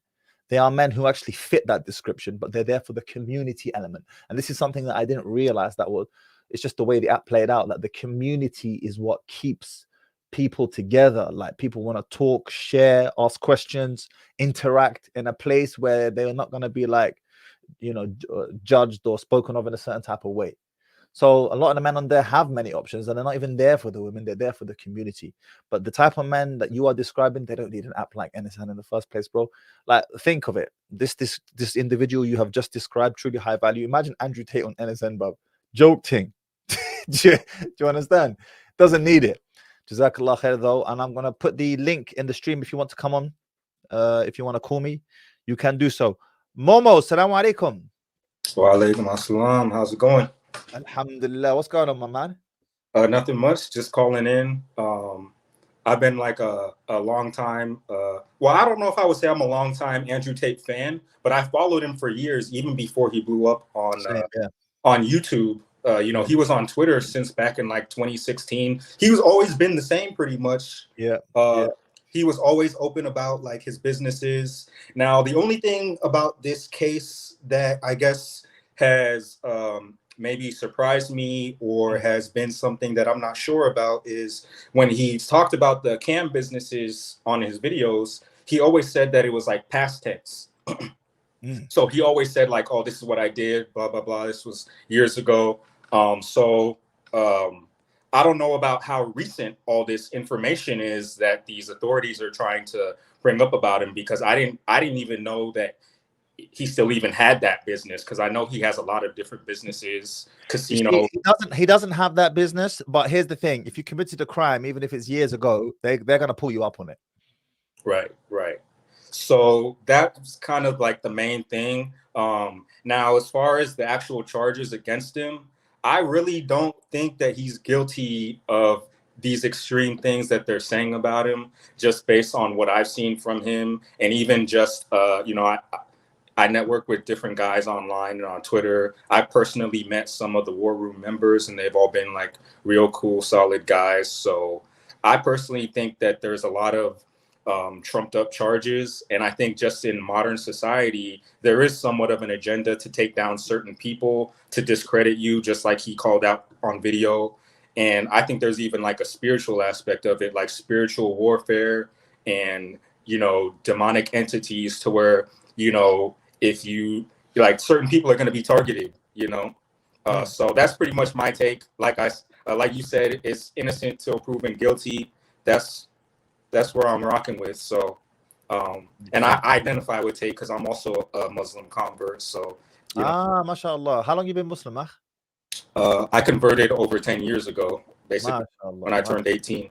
What advice would you give to non-Muslims looking in? Because I had a DM, from a Russian guy on Instagram a few days ago, and he said to me, Mahdi, I'm considering becoming Muslim, but could you make a video about a very specific topic? And he said, that is, I'm considering becoming Muslim, but despite the appeal, it looks like a very close-knit community, and this is very like it's what was his words? It's like it's intimidating, like right. trying to penetrate that. It looks very daunting. Daunting is the word.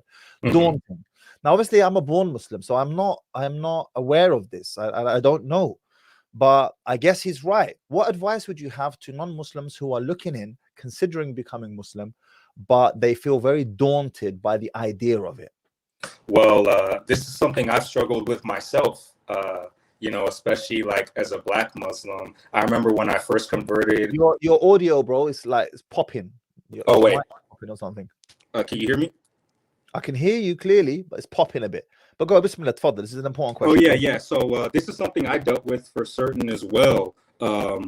Like as a Black Muslim, even, you know, when I first like would go to the mosque, or, you know, I converted when I was 18. So I was in community college. There was like a Muslim Students Association, but like everybody was like Arab or Persian. I felt kind of ostracized, to be honest, or especially like as a revert or convert, because like I didn't speak any Arabic or know all these different terms or phrases, and there was still all these things that I had to learn. So I would honestly say that this is something that I still deal with today. I kind of just practice on my own. Like, I don't really have any Muslim friends. I'm here in the United States, born and raised. Like, I just have my practice and my faith to myself. But that's a sad story. What about like that's not good? You need friends, Akhi. Everyone needs practicing Muslim friends. Right. Yeah, that's a challenge.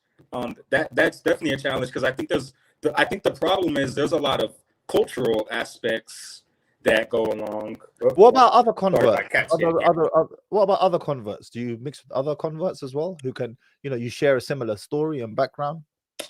I think I probably met more born Muslims than converts. It's kind of rare to come across converts. And like I said, I live in the United States. I was born and raised in Los Angeles, and now I live in Oklahoma of all places. So it's even less Muslims here. I think there's a big challenge with like the cultural aspect. And interacting with people from different cultures and different countries can even be more of a challenge than like the religious aspect. So I'm not even sure kind of what advice to truly say about that, because that's something I struggled with since I converted. Subhanallah, what all I will say to you, Akhi, is if you live in an area where there are very few Muslims, consider migrating to an area where there are more Muslims. Number one. Number two, we have an affinity to roll with those who are similar to us, and I don't think there's anything wrong with that. Like, I see converts rolling with converts, and I see the Arabs roll with the Arabs, the Libyans with the Libyans, the flip. It's just fine. It's okay.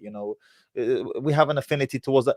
Actually, for someone like myself, I'm mixed. I'm half English, half Algerian. It's actually quite difficult for me to blend in with either side, because I don't really fully blend in with the Arabs and I don't fully blend in with the English. I'm a bit odd. It's similar to like a mixed race person. I've heard, to be fair, I've heard it in movies, but maybe you can tell me. You're not mixed race, you're black, but I've heard mixed race people say on movies that they're rejected by the whites and they're rejected by the blacks. Right. Either or, right? So Yeah, this is a thing, yeah. I mean, that goes for, I think that's relevant because I'm Nigerian American. So like in America, people would be like, oh, you're African.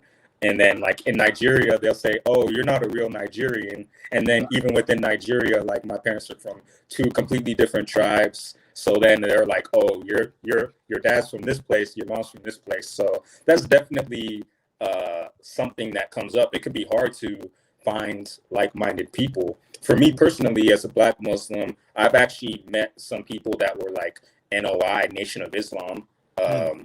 And I've met a few people that were from Nation of Islam or their parents were Nation of Islam. Other than that, I haven't really had too many Muslim friends I haven't really met many converts either. But like you said, also, when you're a convert, you might be in the middle of transitioning, like, you're changing your behavior, your lifestyle. It could be difficult, like you said, because people go with people who do the same things that they are. Right. So as you're still trying to like make changes, you can be caught in the middle. Though one thing that I am looking to do is I am looking to travel more. I'm taking some Arabic classes online. I do definitely want to like explore places that have like more of a Muslim community. That way I can, I guess, get more in tune with that. But that's definitely a big challenge. I kind of wish people were more open and like less judgmental, especially for people who are new to the faith, because I think there's a big aspect of people pushing their own beliefs on people. Like, oh, you're not doing it this way. You need to do it this way. I mean, even amongst Muslims, whether they're born Muslims or converts, everybody wants to say, oh, you're Shafi versus Maliki versus Hanbali, Hanafi, or Shiites versus Sunnis, whatever it is. Everybody wants their thing to be the correct way, and people can be very judgmental or opinionated on that. Right. I appreciate you coming on, Akhi Momo. Jazakallah khair, my man. Thank you. Appreciate it. Have a good one. Look after yourself. Assalamu alaikum wa rahmatullah. And I will say to you, look, I'll add my own 2 cents before I bring on the next caller. If you are either a new Muslim, just embrace the religion, or you're considering embracing the religion, there is definitely going to be an acclimatization period. Anything that you do that is new requires an acclimatization period. When I first got back into a fight gym in 2018, I'd been out of fighting for many years. The first drill we did was very first thing that we did was shadow boxing, which is standard procedure in a fight gym. The first thing you do is shadow boxing to warm up. Bro, I felt like a fish out of water. I felt so embarrassed, number one, just like, am I doing the right thing? Rusty as all hell, just a mess. And I felt so self-conscious and nervous. And now when I see new guys coming in and I'm completely ignoring what they're doing, I couldn't care less. But then I think to myself, yeah, but they think I'm watching them right now. They think I'm laughing at them right now, because that's what I thought when I first signed up. It's nerve-wracking. It's nerve-wracking. So anything new that you do is going to be nerve-wracking to a degree, and there's going to be an acclimatization process. But it definitely helps to roll with people who share similarities to you, and there's nothing wrong with that. There's nothing wrong with that. You share some type of similarities, whether it's ethnic background, whether it's how you were raised, whether it's where you are from. That's okay. Seek out those people, because immediately you have something that you can like connect with. You with me? All right, let's get this real quick. Muzammil, shout out for the $5 super chat. How to ask family to not talk about our personal things without breaking ties. How to ask family to not talk about our personal things without breaking ties. I'm not sure I understand your question properly, my man, but I think what you're saying is, how do I ask them to not talk about my personal things without them getting upset, right? I need more context. Guys, if you're going to ask a question, especially with super chats, please make it detailed and specific. Articulate your words as accurately as possible so I can give you as accurate as answer as possible. You know, there's a saying that the scholar, I'm not a scholar, by the way, yeah, astaghfirullah, but there is a saying that says the scholar is the prisoner of the questioner. He is the prisoner of the questioner. Meaning, when you ask a scholar or anyone a question, he is imprisoned by the detail you provide in that question, and therefore will provide you an answer based upon whatever detail or lack thereof you have given him. So you might miss out a few important details and then take this fatwa or whatever, and then you'd be like, yeah, you see, I can do this, or you can't do that. Yeah, but you missed out this detail and that detail, and you altered the changed the things here, and you changed the scenario there. So the questioner, the one being questioned, is the prisoner of the questioner. I am your prisoner whenever you ask me a question, based upon how accurately you articulate your question. So please articulate yourself as best as possible. Again, I'm prioritizing cams on, guys. Emmy, assalamu alaikum. Wa alaikum assalam, brother. How are you? I'm very good, alhamdulillah. Your internet's a bit jarring. Can you hear me? I can hear you, but your internet's a bit jarring. Yeah, go on. Bismillah, tafadhal. If it gets real bad, I'll cut it out. Now, I'm sorry, my man. I'm gonna have to pull you off for now. The internet's real bad. Shop, what's going on? Assalamu alaikum. وعليكم السلام كيف الحال؟ Alhamdulillah. How you doing, akhi? Alhamdulillah, how's everything? Alhamdulillah, Rabbil Alameen. Yes, akhi, go for me. Bismillah. Yeah, actually, I joined late, so I wasn't sure. Are we just discussing the Andrew Tate title? I mean, what do you have on the discussion of Tate? What would you like to add? Bismillah. I'd say I think the reason why he speaks so freely is because he's financially free. Your internet, bro. Your internet. Scholars advise, bro. Your My internet connection is awful. Yeah, it's awful. Is it? Okay. Go, Bismillah. Try So again. bad, huh? Try again. Yeah, so I think he speaks so freely because he's financially free and he's not tied down to any employer that can potentially risk his income. And also he promoted himself in a very unique way, right? With that whole academy, which some people think is a scheme. However, at the end of the day, I mean, I agree with mostly everything that he's mentioned pre-Islam generally, right? Because a lot of people have I guess a negative view of him because of what he used to promote and so on and so forth. But alhamdulillah, he became Muslim, and bi'idhnillah, that's all forgiven. But generally speaking, I think he really reminded a lot of men about this new movement of feminism and how to combat it, right? And go back to the principles pre-technology, I guess I would say. But I guess if I had to comment or ask anything else, I think, what's your advice for someone that's trying to get into polygamy, where they're having a hard time find what they want, but there's a lot of options that are coming their way? Have you watched my video on why you can't find a feminine submissive wife? I may have. I think I've seen it. Like I've seen the title. Yeah, I dropped it a couple. Watch that video, because I talk about that oftentimes as men we are looking for the made package. We're looking for the package to come pre-built. But Sure. with women, they tend to be IKEA packages, which is you'll get all the parts, but you got to assemble it yourself. So long as it has Sure. all the parts and nothing's missing, you're good to go. So watch that video, inshallah. It answers the question, and not just for polygyny, but and even if it's your first wife for that matter. Okay. Inshallah. Okay, I my man. appreciate that. Thank you. Habibi, look after All yourself. Take care. Yeah, Assalamu alaikum. Alaikum salam wa barakatuh. We got a young man who's been waiting patiently back here for a minute. Let me bring him on. Assalamu alaikum wa rahmatullah. Wa alaikum salam wa rahmatullah. How are you? You can't tell me your name's Miss Work. Is your name Miss Work? La, that's my nickname. Okay, fine. Yeah. No, Bismillah. Yeah, I just wanted to ask, have you studied Islam? No, like, I'm not. like in a university or anything? I'm not a student of knowledge. Put it that way. Right.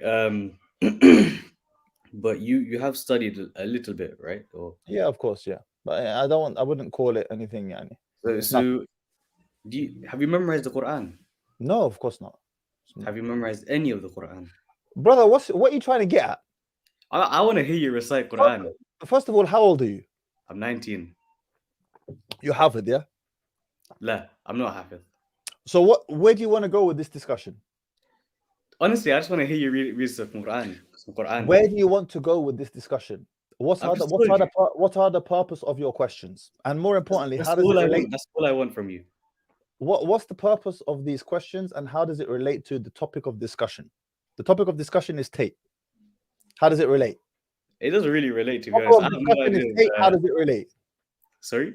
The topic of discussion is Tate. How does it relate? How do your questions of If me I'm reading honest, Quran relate to Tate? So basically, it relates to Tate became Muslim, so now he carries around the Quran. So surely he would have memorized a bit of it. So I just want to hear you recite Quran. But what's that got to do with LeBron James's legacy? Pardon? Exactly. Guys, if you're going to troll me, I am the ultimate troll. You can't out-troll me. Riyadh, salaam alaikum wa rahmatullah. Alaikum salam wa rahmatullahi wa barakatuh. How you doing, brother? Alhamdulillah, you have to excuse this cab. Yeah, go for it, bro. Bismillah. What's going on now? Nothing much, bro. Just enjoy my Friday evening, chilling. Alhamdulillah. Yeah, hit me, bro. Before I come on a live and just tell the people that with regards to Andrew Tate, I think given the fact that they're trying to extend this for another 30 days just goes to show that there is a lack of evidence, because had they had enough by now, they probably would have tried to take this to court and actually put him on trial. Obviously, I missed a bit of the beginning of the stream, forgive me, but I think that's really a major factor here, and I think they're clutching at straws, if I'm honest with you, because then they recently put out this other stuff about them trying to send messages to teenage girls in Romania on Instagram. Right. You see what I'm saying? So it's like they're trying to dig out more and more stuff as time goes on and trying to find reasons to keep him in for longer. So obviously that's some of the stuff that I was thinking about. But something people need to remember about Andrew Tate as well is he has quite cleverly alluded to the fact that he is playing a character. Okay, so when he says what he says online, people need to be able to take that with a pinch of salt. And for all my Asian brothers and sisters out there, he's sprinkling a little bit of masala on top of your handi to make it a bit more spicy. Okay, because without the spice, he wouldn't be where he is now. Without rustling all these feathers, he wouldn't be the most Google man on the planet. Okay, so just keep that in mind. And also, I wanted to say something about the other brother that was previously on the Nigerian brother. Yeah. Going back to the community element, it's really, really important, brother, that if you don't have a lot, I've been a Muslim, I'm a revert for 18 years now, 18, 19 years now, alhamdulillah. And even now, even this long into having taken Shahada and being Muslim, I still do find some things daunting. Like, it's not always going to be easy, okay? We're trying to perfect ourselves as people and we're trying to worship Allah. And in order to do that effectively, it's not ideal to be trying to do that all on your own, okay? Having brothers around you, having a support network, going out and finding them. And the point you made about potentially moving as well, or going to an area or exploring options of where you can go to meet and have that community around you is really, really important, because online can only do so much. You know, I have a network, alhamdulillah, thankfully, I have a very small circle. But alhamdulillah, thankfully, that I have a few friends, few and far between, but I have a few really, really good people in this, who are Muslims, who I can go to, and I can just discuss things with from an Islamic perspective. Because as much as I'd like to think that I get on with everybody, there are just some nuances to being a Muslim that you just can't discuss as what's the word I'm looking for? As intimately with somebody who's not in the same line of thinking, who doesn't have the same worldview, who doesn't have, you know, thoughts about akhirah like I do. You know, like my parents are not Muslim, right? So this is something I like. There's like anguish inside me, you know. And I know other revert, yeah, of course, because like, you know, they're getting older now. You know, I'm 37. My parents are like approaching their 60s, and the one thing that haunts me all the time, have faith, I have trust in Allah that maybe He will, and it's up to Allah to guide them. But look, imagine how that feels to know that, you know, your parents potentially might not make it to Jannah. You know, it's a scary, deep thought. You know, I wish that I can put in enough work in this lifetime that I can, inshallah, get to Jannah. But how would it be for me to be there and my parents not to be there, my brother to not be there? I've got one sibling, that's it, right? And yeah, these are the things that I can't just discuss with the brothers I know that are just not on that path. You know, they won't get that perspective and that angle, or be able to feed back to me or give me the comfort that I need from an Islamic perspective.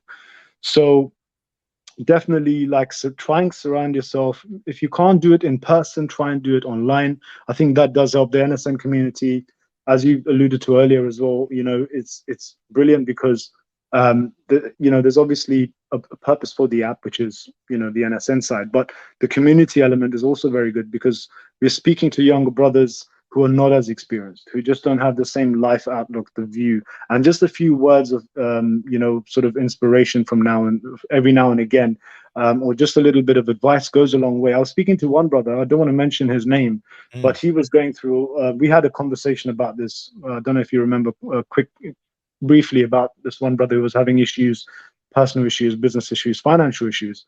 And literally all I said to him was, bro, I gave him some advice, and off of the app on WhatsApp, and we were just having a discussion there, and I gave him some advice. I said, look, this is what I think you need to do, go and do it, but also remember Allah, start praying tahajjud, start praying, because, you know, I love banging on about that, and I will never stop, because it's amazing thing that if brothers are not doing it or sisters are not doing it, you want things being answered, your du'as to be answered, you need to be doing that. You need to be putting in more. You know, if you pray your five salah and you're fasting Ramadan, you're not a special Muslim, in my opinion. You're just doing what you're meant to do anyway. That is the baseline. What are you doing above that? You want more from life, but you're not giving more to Allah. You know, anyway, so to go back to the point of the community element, I was speaking to this brother, and subhanAllah, he messaged me out of the blue. I haven't spoken to him for a good, maybe a couple of months now, right? And I was not expecting it. He messaged me on his own. He said, Brother Riyadh, just wanted to let you know that I've been waking up for tahajjud, I've been praying, and, you know, it's really, really helped. I've had the best month in what was my failing business for a very long time, since I started praying the tahajjud. And, you know, it was like, subhanallah, like we tell brothers this, and it's such a simple thing to implement, but sometimes you just need somebody a bit older, a bit wiser, maybe somebody you can look up to, not only from a financial perspective, it could just be from a religious perspective. Do you see what I'm saying? But to hear those words, it was confirmation for me that I'm not just banging on about something that doesn't make any sense. You know, that because people doubt these things. You know, they wake up and they think, oh, what's going to happen if I do this, if I do that, if I pray tahajjud? Maybe Allah might not have the belief that He will, and then inshallah it will happen. You know. So going back to that brother, the Nigerian brother, Allah bless you. Allah make it easy for you. I pray, make dua for you that you find that community element. You don't find it daunting. And also, if the Russian guy that messaged you on Instagram is watching this, brother, anything that you go into new that you haven't had previous experience with is going to seem somewhat daunting, right? It's only once you it's like, you know, the pool is cold. jump in and you're gonna struggle to breathe for a couple of seconds. But then what happens is your body regulates itself and you're able to breathe. It's the same with this, okay? But you have to think about your akhirah. We are gonna spend less time on this earth, the earth that we stand on. We're gonna spend significantly less time on standing on this earth than what we're gonna spend 6 feet beneath it. Just remember that. And when you're there, it's you and Allah. And that is it. So what you do now will count for that immense amount of time you're going to be spending in that ground. May And Allah that's give us the righteous end, akhi. Ameen. all. I mean. And that's all I would like to say on this, because it is daunting, I'm not gonna lie, and because of the language and all of this other stuff that you might not, people just don't understand and they feel. But bro, like, I remember reading Salah, like when I first started, I used to have a piece of paper and I used to write the transliteration because I couldn't read a word of Arabic. And I used to write the transliteration on a paper and I used to stand there and I used to just read it. Bro, literally within 2 days, I could perform full Salah without looking at the paper in Arabic. Not the good tajweed or anything, obviously that takes time, but I was able to do it by myself. And Allah tells us in the Quran that He has given us the Quran in a language that is easy for us to memorize and understand. Or maybe not the understand part, I'm paraphrasing here, don't quote me, I'm not an alim, I'm not a sheikh, but test it out. It is easier than you think, and you will learn it very, very quickly. Things are not going to be daunting if you have the right people around you, inshallah. Barakallah fiqh. And if you don't, join the NSN app for $9.99 a month, and you'll have brothers like Mahdi and myself on there that inshallah will be able to help you and guide you as well. Shout out to you, Akhi Riyad. I appreciate you, Akhi Riyad. I'll see you on the app, inshallah. Inshallah, bro. You take care. Assalamu alaikum wa rahmatullahi wa barakatuh. Wa alaikum assalam wa rahmatullahi wa barakatuh. Shout out to Akhi Riyad. All right, guys, your time is up. The time is up. This is a good stream, alhamdulillah. Some excellent conversations. I appreciate you guys coming on, tuning in. Make sure you like the video on your way out. If you have a specific question, you want to book a consultation, I'll put all of the links in the description and you can do that there.